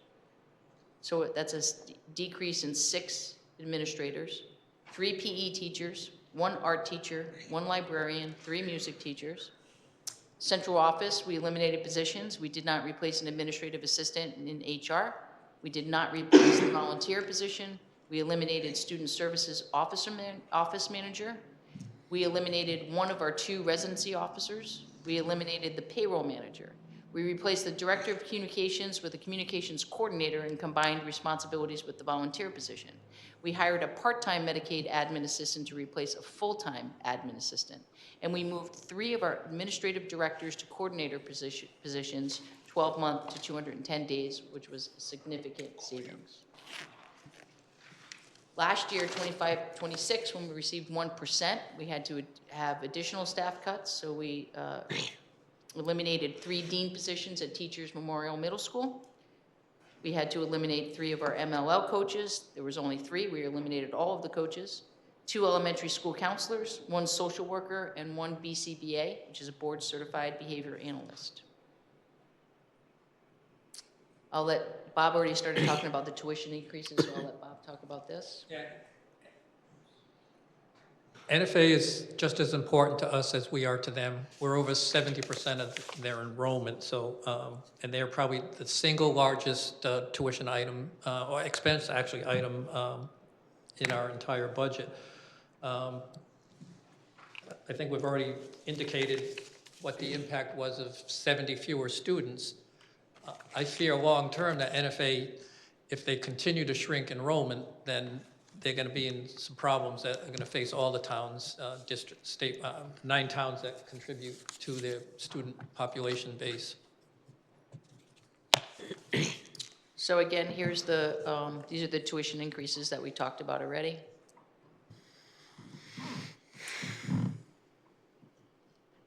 A lot of these slides we're not going to go through. You have copies of this. I know Josh uploaded them to the city website, I believe, after we did the Board of Ed. So all these slides are from the Board of Ed. If there's anything in here that you want us to go over in detail, please let us know. I would like to just talk a few minutes about the DRIP program that the state legislative body enacted last year that's similar to LoCIP. It stands for District Repair Improvement Program.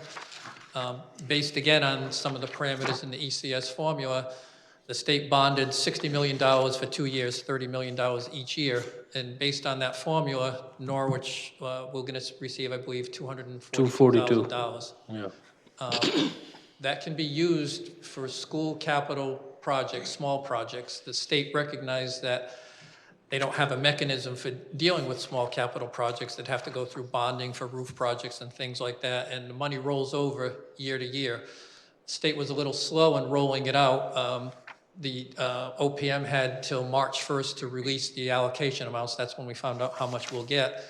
They have till June 30th to tell us how we can spend the money. But we know we have the money and it will roll over. So getting that money did allow us to take some money out of the line item for capital projects that we have every year. We usually, I think we had about $117,000 in the budget, so we reduced that down to $17,000. We're hopeful we won't have to spend any of that money next year because the goal would be to let that money roll over, and hopefully it'll go beyond 2 years. That way the city and/or school will have a fund to deal with maintenance issues or project issues with the new schools. That would be a good way of having money in a pot to deal with capital items that might come up 5, 6, 10 years down the road, because it's like a non-lapsing fund. Okay. Anything else you want to share, or should we open for questions at this point? You can take some questions. Yeah. Council? Yes, Alderman Nash. I don't know if I misunderstood you, and I might have. You said that we had 79 less students at NFA, but NFA raised their tuition to cover the fact that we didn't have 79 students. With 70 students, go ahead. The October 1st enrollment for this year, October 1, 2025, is 70 fewer than the previous year. And NFA bills us based on October 1. So like next year's tuition bill is going to be based on October 1 of 2025. And that number is 70 fewer. Right. So if I took that number times their current tuition rate of 15,000 plus, normally you'd see a reduction of $1.1 million if NFA wasn't solely relying on tuition. Or they'd have to cut $1.1 million because they need the revenue. That's why if you go through the slides, you'll see a small decrease in the regular ed tuition, about a 1% decrease, I think, overall for next year, but an increase on the special ed side by a few $100,000. So the NFA line item didn't really change too much. I think it's a 26-27 is showing a 1.3% decrease from this year's number, which helps our overall budget. But I just wanted to point out that there's 70 fewer students, and normally if in a perfect world, that would have been a $1.1 million reduction. And it wasn't. No, because they, So NFA we needs send the money. 70 less They need the students money and they from charge somewhere. us. Yeah, that's. So the only way they generate more revenue is by raising tuition. If I have 10 employees and I fire 5, I don't keep paying the 5. You know what I'm saying? So, I mean, they have 70 less students from us, but they're But- charging us. Alderman Nash, can you turn on your mic, please? Your microphone's off. Sorry, Yeah, I thought it was my hearing. I don't know if I misunderstood. It just said that I thought you were saying that there was 70 less students, but they raised the tuition because there's 70 less students. Yeah, we are sending, we will be billed in 26, 27 fiscal year for 70 fewer regular ed students. They raised the tuition They raised their tuition by 3.85%. to cover the fact that we didn't Well, 77. I don't know NFA's operating budget in great detail, but let's pick a number. Say their operating budget is $40 million. If they lose 70 students, they still need $40 million to run their programs because it's spread over 4 years. They- so- I'm totally confused. If I may? Yes, please. So they do their budget differently than the way the city does their budget, right? Okay, they figure out what it's gonna cost for them to run the school for a year, okay? And then they divide that by the number of kids who are coming, and that's what we get billed for, What I'm saying is that okay? if we're sending 30 or 70 less students, I get it. why are we paying more? Because the rate goes up. No, I Based understand. on They're their raising the rate because we're expenditures, sending not on 70 their less and they revenue. got to cover their budget. To If me, you it doesn't, recall- I'll call because you're not going to get me through tonight, so. If you recall, about probably 4 years ago, NFA had a 0.25% increase, I think, and that was really painful. That was because of the impact of COVID when they lost a whole ton of international students. Because their operating expenses, they can No, make cuts. I get it, but if we're I'm not sending defending less, them, we that's should just be paying economic less. reality. But can I ask a question? Are we paying more to Griswold as well? Griswold went up about 4%. Yeah, They have a about few more 4%. students. But we also picked up Sterling for NFA as well. So there's an increase of students Well, there. How many, I Sterling's don't not know, a but large, I suspect they might pick up half a dozen kids from Sterling. So I would love to see NFA's enrollment go up from every single one of their towns, because the more students they get, the less of a cost increase, tuition rate increase they have. They have a political problem. They can't go up 5-6% every year.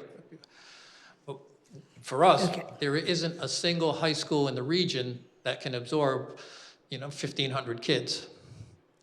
Voluntown, Preston, Lisbon, all those small towns, they could send them to any other high school. Preston could send them to Stonington or Ledyard. Voluntown could send them all to Griswold.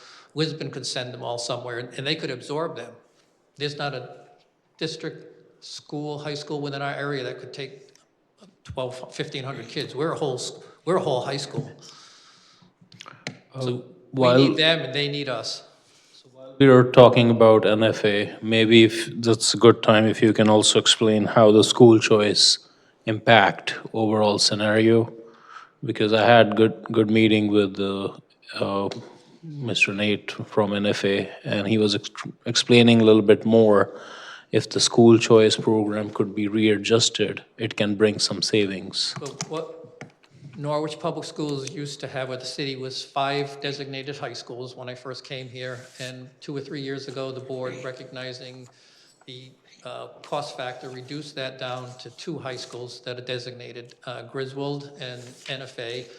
I can't speak for the board, but they're 2 different types of schools. NFA is a larger, more, I don't say small college type of atmosphere, where Griswold offers small school experience. So that's a good rationale for offering 2 schools. And we have eliminated Waterford as one and Bacon Bacon. Academy too. And Waterford, Bacon is the 3rd one. We had 5, We have and to- Ledyard, Ledyard is both. and Ledyard, but VOAG goes there. VOAG, our kids have to have that option. And that also will decrease transportation costs. Sorry, which option? Okay. Did you say they have to have? Ledyard, VOAG. VOAG, we have to have that That's option. where our local VOAG is. Just like the magnet schools, we have to give them that option, and of course, they have the option of going to one of the tech schools. They can go to Groton Tech, or they can go to Norwich Tech. That's no charge, the state, there's no tuition for those schools. And if I'm NFA, I'm gonna lobby with Norwich, Voluntown, Lisbon, Sprague, Preston, send all your kids to NFA, because they need students. Yes, Alderman Zado. Just want to thank the improvement that I have seen and that have been presented. Commend all the superintendent and all the staff, and also the board members. And it's very good. The school system is the most important thing in the town, so that if the school system is doing well, then I think so. The industries and everything else, people move in town, the first thing they check is the schools. So as a classroom teacher, I'm very happy to see some data that's presented turning around our schools, and so anything between. So I have a couple of questions. I think probably a big question the superintendent talked about collaborations, relationship with NFA. Probably we need to start asking big questions. In real world, if you are the big supplier to a company, you should get a breakdown, right? If NFA gets 70% of their students is ours, we should have a serious talk, right? In real world, if that's power of buying, right? So we're supplying them most of their students, and they are charging us as a town that sends them 5 students. So probably, and again, that shouldn't be today, but that's my take. I think probably we need to have more strong discussions with NFA, because they depend on us. So we should have some kind of, they shouldn't be charging us the same as someone who sends them 5 students. We are sending them most of the students. We do get a discount. Is that what you're asking? We do get it's $200 discount per student because of the amount of Oh, okay, I did, then, students okay, that then we I sent didn't. to NFA. Well, that's the police coverage too. if you want. Okay, so, yeah.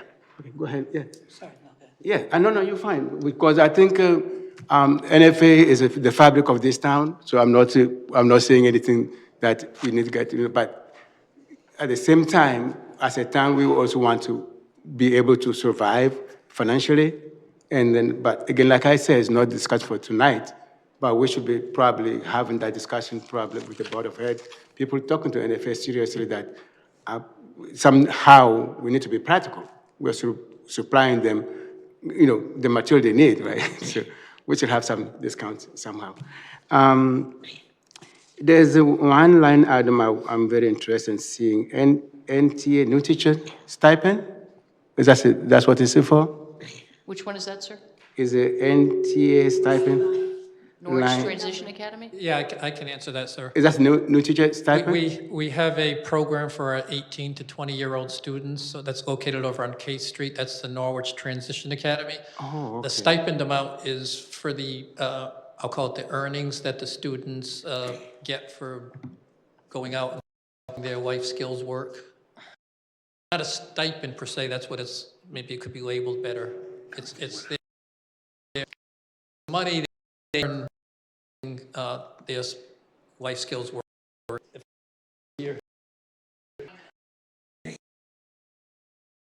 It's not new, it's It's payments to our Transition Academy students for work they do. Yeah.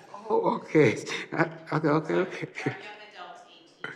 Sometimes some of the labels might not be the best, but that's the historical one. I could Yeah. But it's take a like suggestion and change it.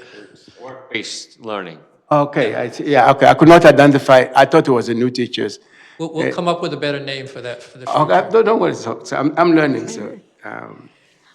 So I saw also the item 611, the instruction supplies.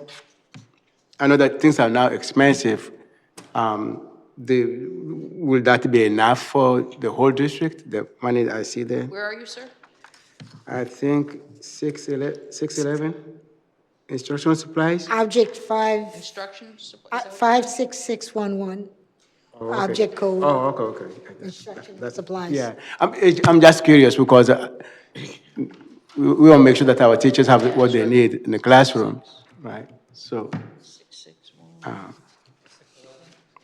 611 or object code 56611.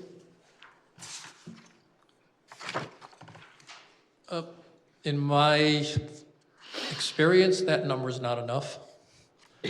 If I were to take instructional supplies or even looked at phys ed supplies, music supplies, and art supplies and divided it by our student population, I would find it to be a little on the low side in comparison to other districts. But it gets a little dicey or complicated to look at because some of these supply items might be funded by grants, and the grants line item detail doesn't show up in here. So Lisa Hughes might have an IDEA grant, and there might be some special education supply expense in there for students. And if she didn't have that grant, then it would show up on here. Our Alliance grant, which is a big chunk of money, has a lot of expenses in there that are considered actually core expenses of a Board of Education. We fund our kindergarten teachers in the Alliance grant. We fund our unified certified teaching staff, music teachers, art teachers, phys ed teachers, the assistant superintendent, and other people, our technology directors in there. And those are core expenses of a school district that in most districts are all in the operating budget, but they're not an Alliance district. So that's why we have a whole section here on grant monies that we get. We average about $25 million a grant per year in grant funding that augments the spending by the city. So that's speaking of after the COVID numbers. and for the Alliance, I said that we don't have an increase, and obviously, we know that whoever's in that Alliance, that number is going up, and we did not get an increase in the Alliance funding this year. Yeah, so that's a big point that Susan makes. If you looked at the core Alliance grant is funding mostly staff, salaries, and benefits. There's curriculum stuff in there, and there's some technology and software, but the biggest piece is salaries. So if salaries all go up 3 to 4%, and health insurance goes up 5, 6, 7, or whatever it is, That doesn't go up. if there's no additional funding coming into that Alliance grant, then you have to find another source of revenue to fund those programs and people, or you have to make reductions somewhere. So that's going to be another dilemma that we're going to have to deal with. I guess another also clarification for probably people who are not familiar for Alliance. Can you clarify who is qualified, which district is qualified, and then how long will the district be in as Alliance district? I can take a stab at it, and there's a slide in here somewhere. I don't think. You're asking which districts are Alliance No, districts? how long, and what does it mean to be an Alliance district? Explain how we became an Alliance Yeah, district. so that, you know, So myself, I know, I don't know the whole history of it, but I do know that the Alliance, I believe, started about, I want to say 8 years ago. Does that make sense? About 8 years ago, they started giving money to places like Norwich Public Schools that have high-need students. So that's why we're an Alliance. So another example, New London's an Alliance district. It was under Governor Malloy. Yes. And we, Network grants have been done away with. Unfortunately, it came at the expense of our education cost-sharing grant. You didn't get additional money. They just put it in another category and said, we're helping you. That's basically what they did. And there has been some talk about Alliance going away, and. that's how I was Right? getting to.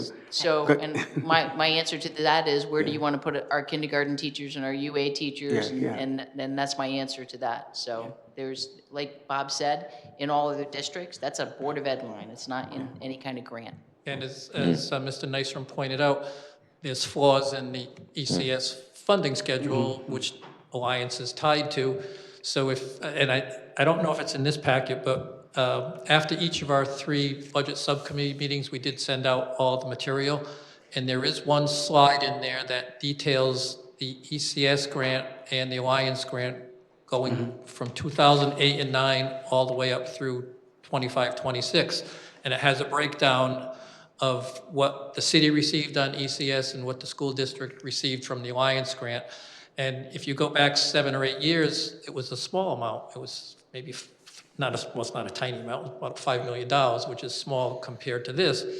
But then as increases to ECS were going to happen because of the way the law is written, they had to be funneled through the Alliance piece to go directly to the school. And that might be nice in some communities, or it could be a bad thing, because not every town will always funnel the money through. But it's not like when you give ECS money or we get a school budget from this city, it comes with strings attached. Jamie has to write how she's going to spend the money, and there's criteria for it. I just can't say, Jamie, put $5 million of transportation in there because that's where we have a problem. It doesn't work that way. She has to justify how it's going to meet the goals of the Alliance grant.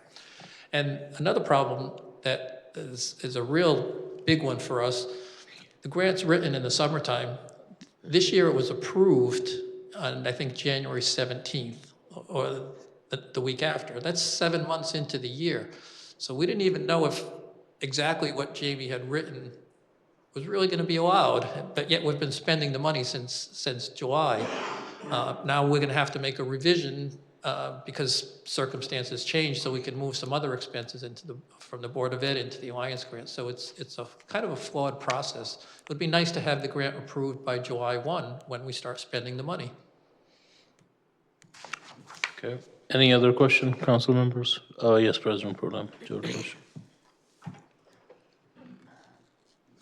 Susan, you spoke about after the new elementary school buildings are completed and kids moved in, that the Rose City School is going to move up to the Veterans Elementary building.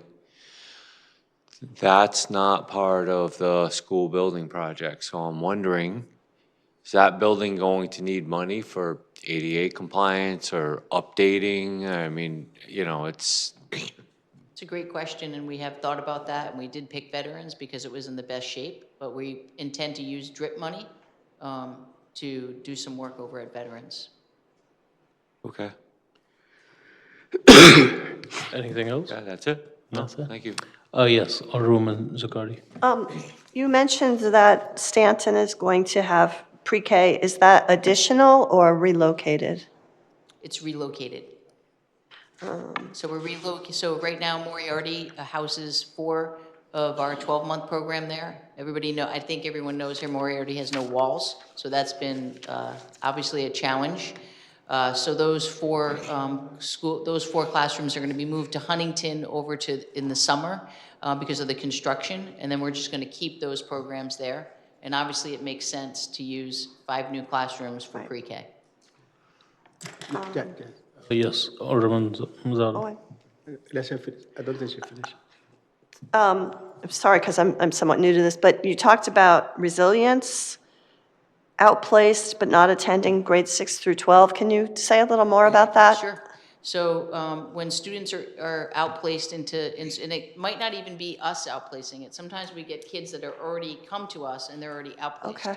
So in grades 6 through 12, Dr. Hughes' office had looked at the attendance from these students, and we noticed that there were many students in grades 6 through 12 that were outplaced that were not attending school. And it wasn't because they didn't want to attend school. They legitimately have challenges to get even out of their house. So because we were paying for this amount of money and they weren't going to school, we pulled them back. Dr. Hughes did a really nice job with her staff, and we had some PPTs, and we pulled them back, and we created this resilience program so that we could get them out, and then that cost doesn't go out there. The cost is inside Norwich Public Schools instead of outplacements. So is that something that's reviewed annually? Yes. Okay. But our mission is to get as many students back. I just think, you know, if everyone remembers, when we opened up Rose City School, we had 2 students. And we had 1 classroom. We now have 2 elementary classrooms. We have 2 middle school classrooms, and next year we're adding another elementary school classroom at Bishop.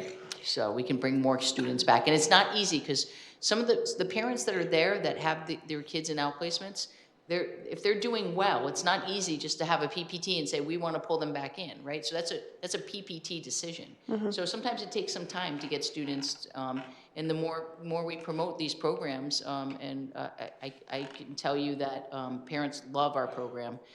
We have some amazing staff there, and they're slowly but surely going to start to get more and more students will come back into district. I'd like to just add a little financial flavor to that. When Susan and Jamie and Lisa came up with this concept, it's a great concept, but somebody has to be first. You know, we didn't have a school to show anyone, so, I mean, if I'm gonna send my child to something, or if you're gonna go to college, I'm sure Josh took his students to go look at Yale or Harvard or some school like that. You're not gonna go sight unseen, so that was a big challenge. The very first year, as Susan said, we started with 2 students, and in January it grew to 9. So of those 9 students that we had, the financial impact to our budget in last year was about a savings of $661,000, and it consisted of 3 components. I think there were 4 or 5 students who were actually in outplacements, and the cost was about $77,000 to $80,000 per student. We brought those students back. So they had been budgeted to attend, say, the Bradley School or Greenspan or whatever particular school. We didn't pay that. Then we had a couple students who came from other districts, and we billed them tuition. And that helps to offset our tuition. And then we had what I call cost avoidance. You know, student Bob or student Susan, we were identified through our IEP that we're gonna go to Bradley, and each one was $80,000. Well, we didn't have to pay that money because we kept them in-house. So those 3 different categories amounted to $661,000 last year when I did the cost analysis. So it is saving us money, and it's better for our students. What kind of outreach, how many outreach do you have, do you know? 100 and. 7. I put that number down. Remember that. Came here, it was And how are you, I don't know who Dr. Hughes is, but how is that being? It's right there. So this is how we do it. So we have 3 liaisons that are special ed liaisons, and they work with the schools, and that's their only job is to work with and do PPTs in the different schools, like for NFA and all the outplacements. So they identify students that are ready to come back into district, and we have people sitting on them for Rose City School, and we talk about the program. We have them visit the program, and that's how we try to get them back in. So as the years go on, I think people are going to see how valuable. You're going to get more and more. But the we have is these outplaced years a higher. We do it, bring down the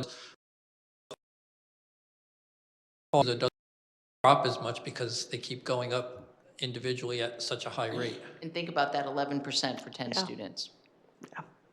Thank you. You're welcome. Any other question? Yes. I just have a Alderman Nash. comment. I've sat here now, this is my 19th budget that I've sat through, and I just want to say that even though I'm confused about the NFA thing, which I will call you on, I think the Norwich Public Schools are amazing. I get so aggravated when people talk crap on us, but this is the best budget presentation I've seen in the 19 years I've sat here. So I want to thank you all for that, because even though I'm confused, it was a very good presentation, and I thank you for it. And I'm sorry for the small, tiny increase, but I do appreciate everything you guys do and the teachers and everything. So thank you. Mr. Nash. Thank you so much. And I want to thank too Assistant Superintendent Jamie Bender's here. Everyone over knows- there. She's over there. Dr. Hughes is over there. There. And when I talk about relationships, our Board of Ed, we have a really great Board of Ed, so I'm really proud to work with them. They're here as well. I'm a big John Ivino fan. I mean, he's okay. Yes, Alderwoman Hayes. So my question is, from your proposed budget to what the city manager proposed, the impact? The impact is dire if we don't get legislative help. Yeah, but You know that, right? So but- we're not no, roofing no, anybody. What I'm saying is, don't assume everybody understands Yep. the impact. So- That's what I'm asking. So when I think I went back to those slides and I showed everyone how many staff members and FTEs we eliminated in 24, 25. And then for this year, we don't have anybody else to cut. I mean, we're at bare bones right now between central office and our schools. So I think most of you know that I come to the city council meetings often. If I'm not here, I'm listening at home. And I've come up to this podium and said many times before that we can do this 1% one time, and then we're not going to be able to do that again. And that is the reality of our budget right now.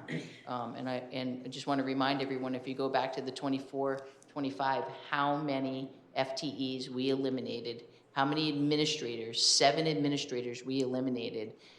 So do we have some good news for, which will help us? The good news is that, like I said, the health insurance, we're looking at quite a bit of savings. So we should be able to, be in good shape there to be able to, and when we get into ad hoc, we'll be able to talk about how we can reduce the health insurance figure to get down. But yes, there's no one to cut. If we have to cut at this point, it's going to be non-certified staff, and we're talking about BCBAs, RBTs, behavior personnel that are so very important to running our district. You know, to Susan's point, we'll be able to see a budget reduction for the overall budget related to health insurance. But I went through the entire budget, and the difference between 5.09% and 0.5% is roughly, 4.4 million. And I fully understand the city manager's budget. You're not going to find that kind of money with pens and paper and instructional supplies and things like that. And you need a kindergarten teacher, you need a first grade teacher. So there's not a lot of options on the certified staff. Would you see buildings without an assistant principal? I don't think that would work very well. we have to have Collapsed nurses. classrooms too, and we see that, like last year, we saw in 2 buildings that there were students of 12 and less, and we collapsed that, and we made classrooms of 25, and that's what we're doing again this year.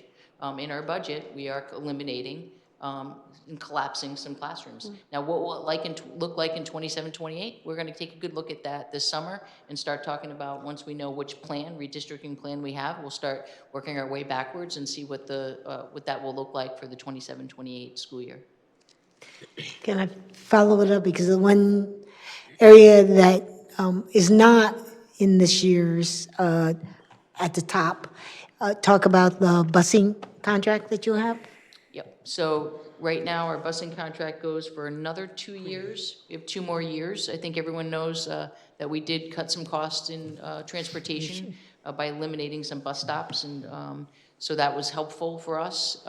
And we're continuing to look at that. And your question about transportation is just about how we were able to decrease. Right, but the fact that, so you have 2 more years left, and there, so those, so whatever increases were already 5% negotiated. each year. Right, was already negotiated. So we should not see an impact if diesel, oil, whatever, I mean, gasoline. Well, we have, it's 5% each year, and then where we are gonna start negotiating for other contracts. And the other thing too is we don't know what that'll look like. We'll start looking at the impact of having 4 schools versus 7. We're hoping for some savings there. What did you want to say, Bob? Yeah, well, transportation's has some complicated issues in the state. There's I don't know what the proper term would be, but the EV mandate, Was Norwich rolled back. falls into the all-electric bus. That's like years away. I don't think that's going to have 90 buses a day. Less 500 math, it's anywhere from $35 to $45 million. I don't think we have that kind of money. I don't think the bus company has that kind of money. Charging stations for that level are probably $50,000 a piece. We don't have the infrastructure. NPU doesn't have the infrastructure.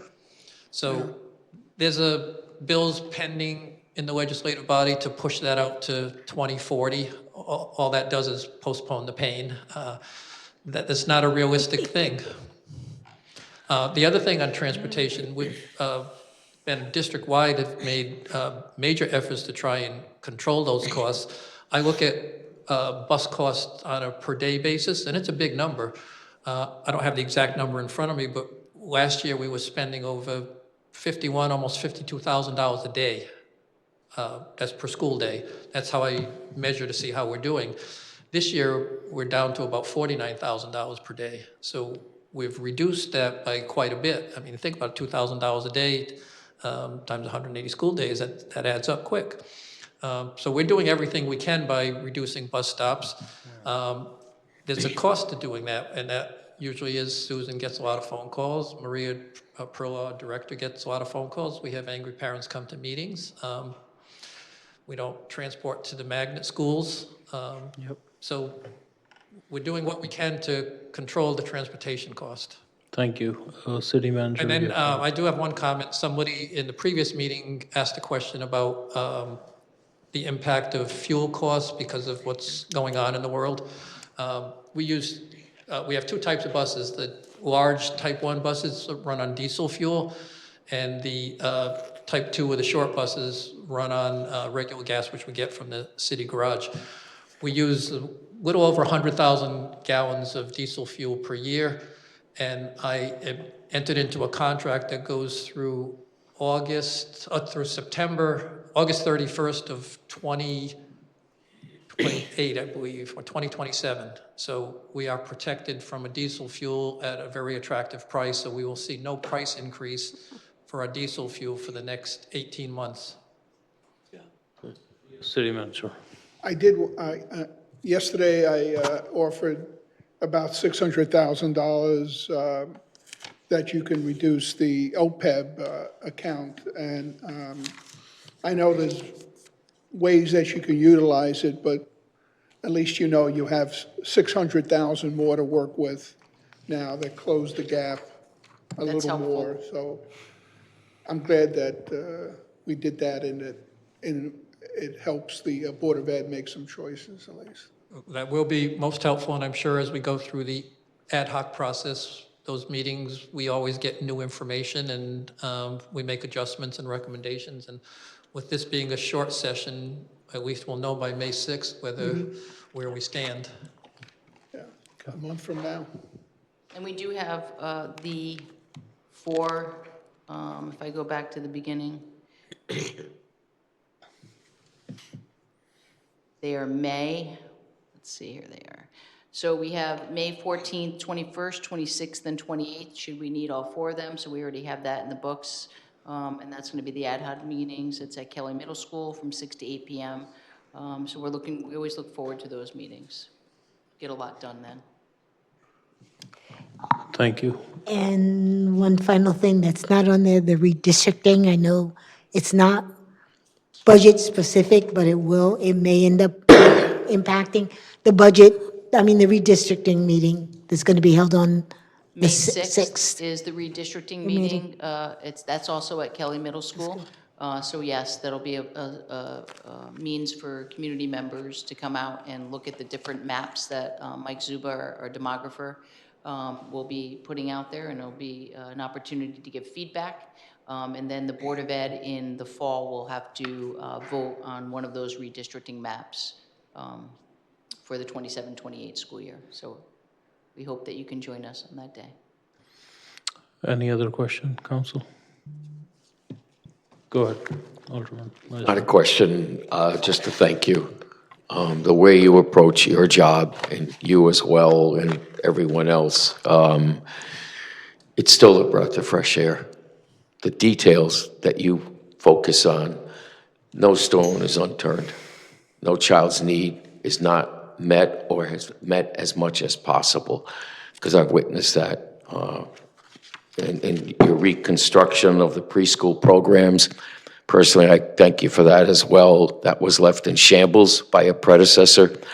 I hope Commissioner Beth Bai and her office is still helpful, particularly when it comes to those additional daycare slots, whether it's school day, school years, and all the other stuff they describe them as, which means 6 hours or 10 hours in the end. That's the breakdown. But I just want to thank you for that, because that is an economic driver. Parents being able to go to work knowing their little ones are safe.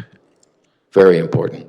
Thank you, Mr. Nystrom. I'm going to just put a comment out there, food for thought for 2 years from now when it comes to preschool. When I came here, preschool was located primarily at Bishop. That's where it was.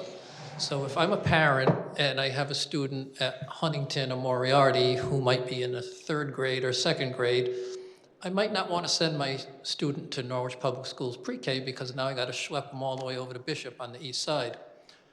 When the building project's complete, we're going to have 4 brand-new buildings with state-of-the-art stuff in it, certified teachers, and little Johnny, my 3rd grader, is going to go to Stanton. I have a pre-K student. I can send him to Stanton. I think there could be an increase in demand because what better, you're going to have brand-new buildings, great parking, great facilities. So I'm just going to wait and see what happens in 2 years from now because we're only going to have so many spaces.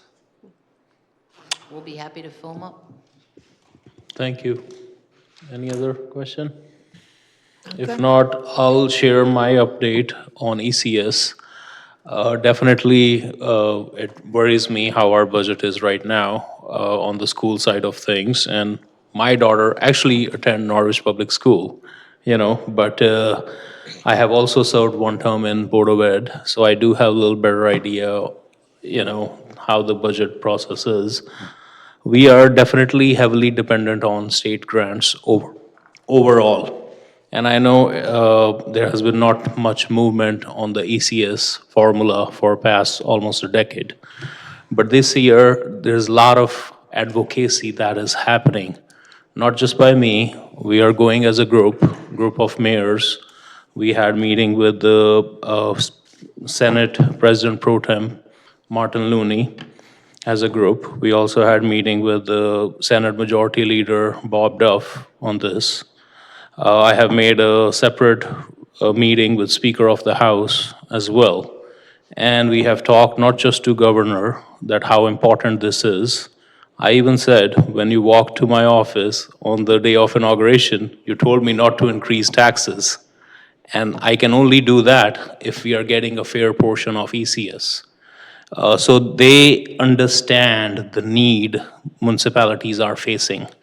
And Connecticut Conference of Municipalities, CCM, is also doing a lot of advocacy on this. So we do hope something will come up, but on regular basis, I'm talking to our state legislators, even candidates who are running for governor, so they understand there's a need of this formula to be revised to certain standards and why it's important for distressed communities like us. But I look forward on recommendation by ad hoc, and we will definitely stay in close contact. And John always have good communication, which is a great thing, and we hope we can close this gap, but at the same time, we cannot afford to increase taxes on our people, and it's just a very difficult time. And a lot of these things are impacted by which are beyond our control. Wars are not in my control or your control. Tariffs are not in our control. So there's a lot of things which we are facing here, which we have not seen before to that extent. But definitely, our goal will be to close this gap so we can survive, and not just survive, we can thrive. And I have always said we pump a lot of money in our infrastructure, but not in programming. But, we hope we get that infrastructure, which we're gonna get it, and eventually we can come to that point that we can be very consistent in our approach with our school budget like we are with other departments as well. But special ed is definitely a big cost driver, and I'm glad you're working on the Rose City School. That will definitely help us with transportation cost at the same time. And when I was in Board of Ed, we did one calculation, actually, Mark Kulos was with me, that we could save $4 million just in transportation if we can in-house all the special ed students. So there is work to be done. We totally understand that. But at the same time, our community is making very big investment in 4 new schools. So, keep the faith. That's all I can say. And we look forward working with the school district. Thank you. Appreciate those efforts. I would like to add one other thing. This year, we did receive a new grant called the SEED grant, SEED, acronym, it's a special education grant. It was devised on the formula. The ironic thing is the amount of money we're getting is 15.7% of what the formula says we should get. We're getting $605,000. The formula says we should get like 3.5 million. But the reason I bring that up is we're getting $605,000, and that's funding. The grant could be used to fund staffing positions for new special ed staff positions that were created after July 1st of 2025.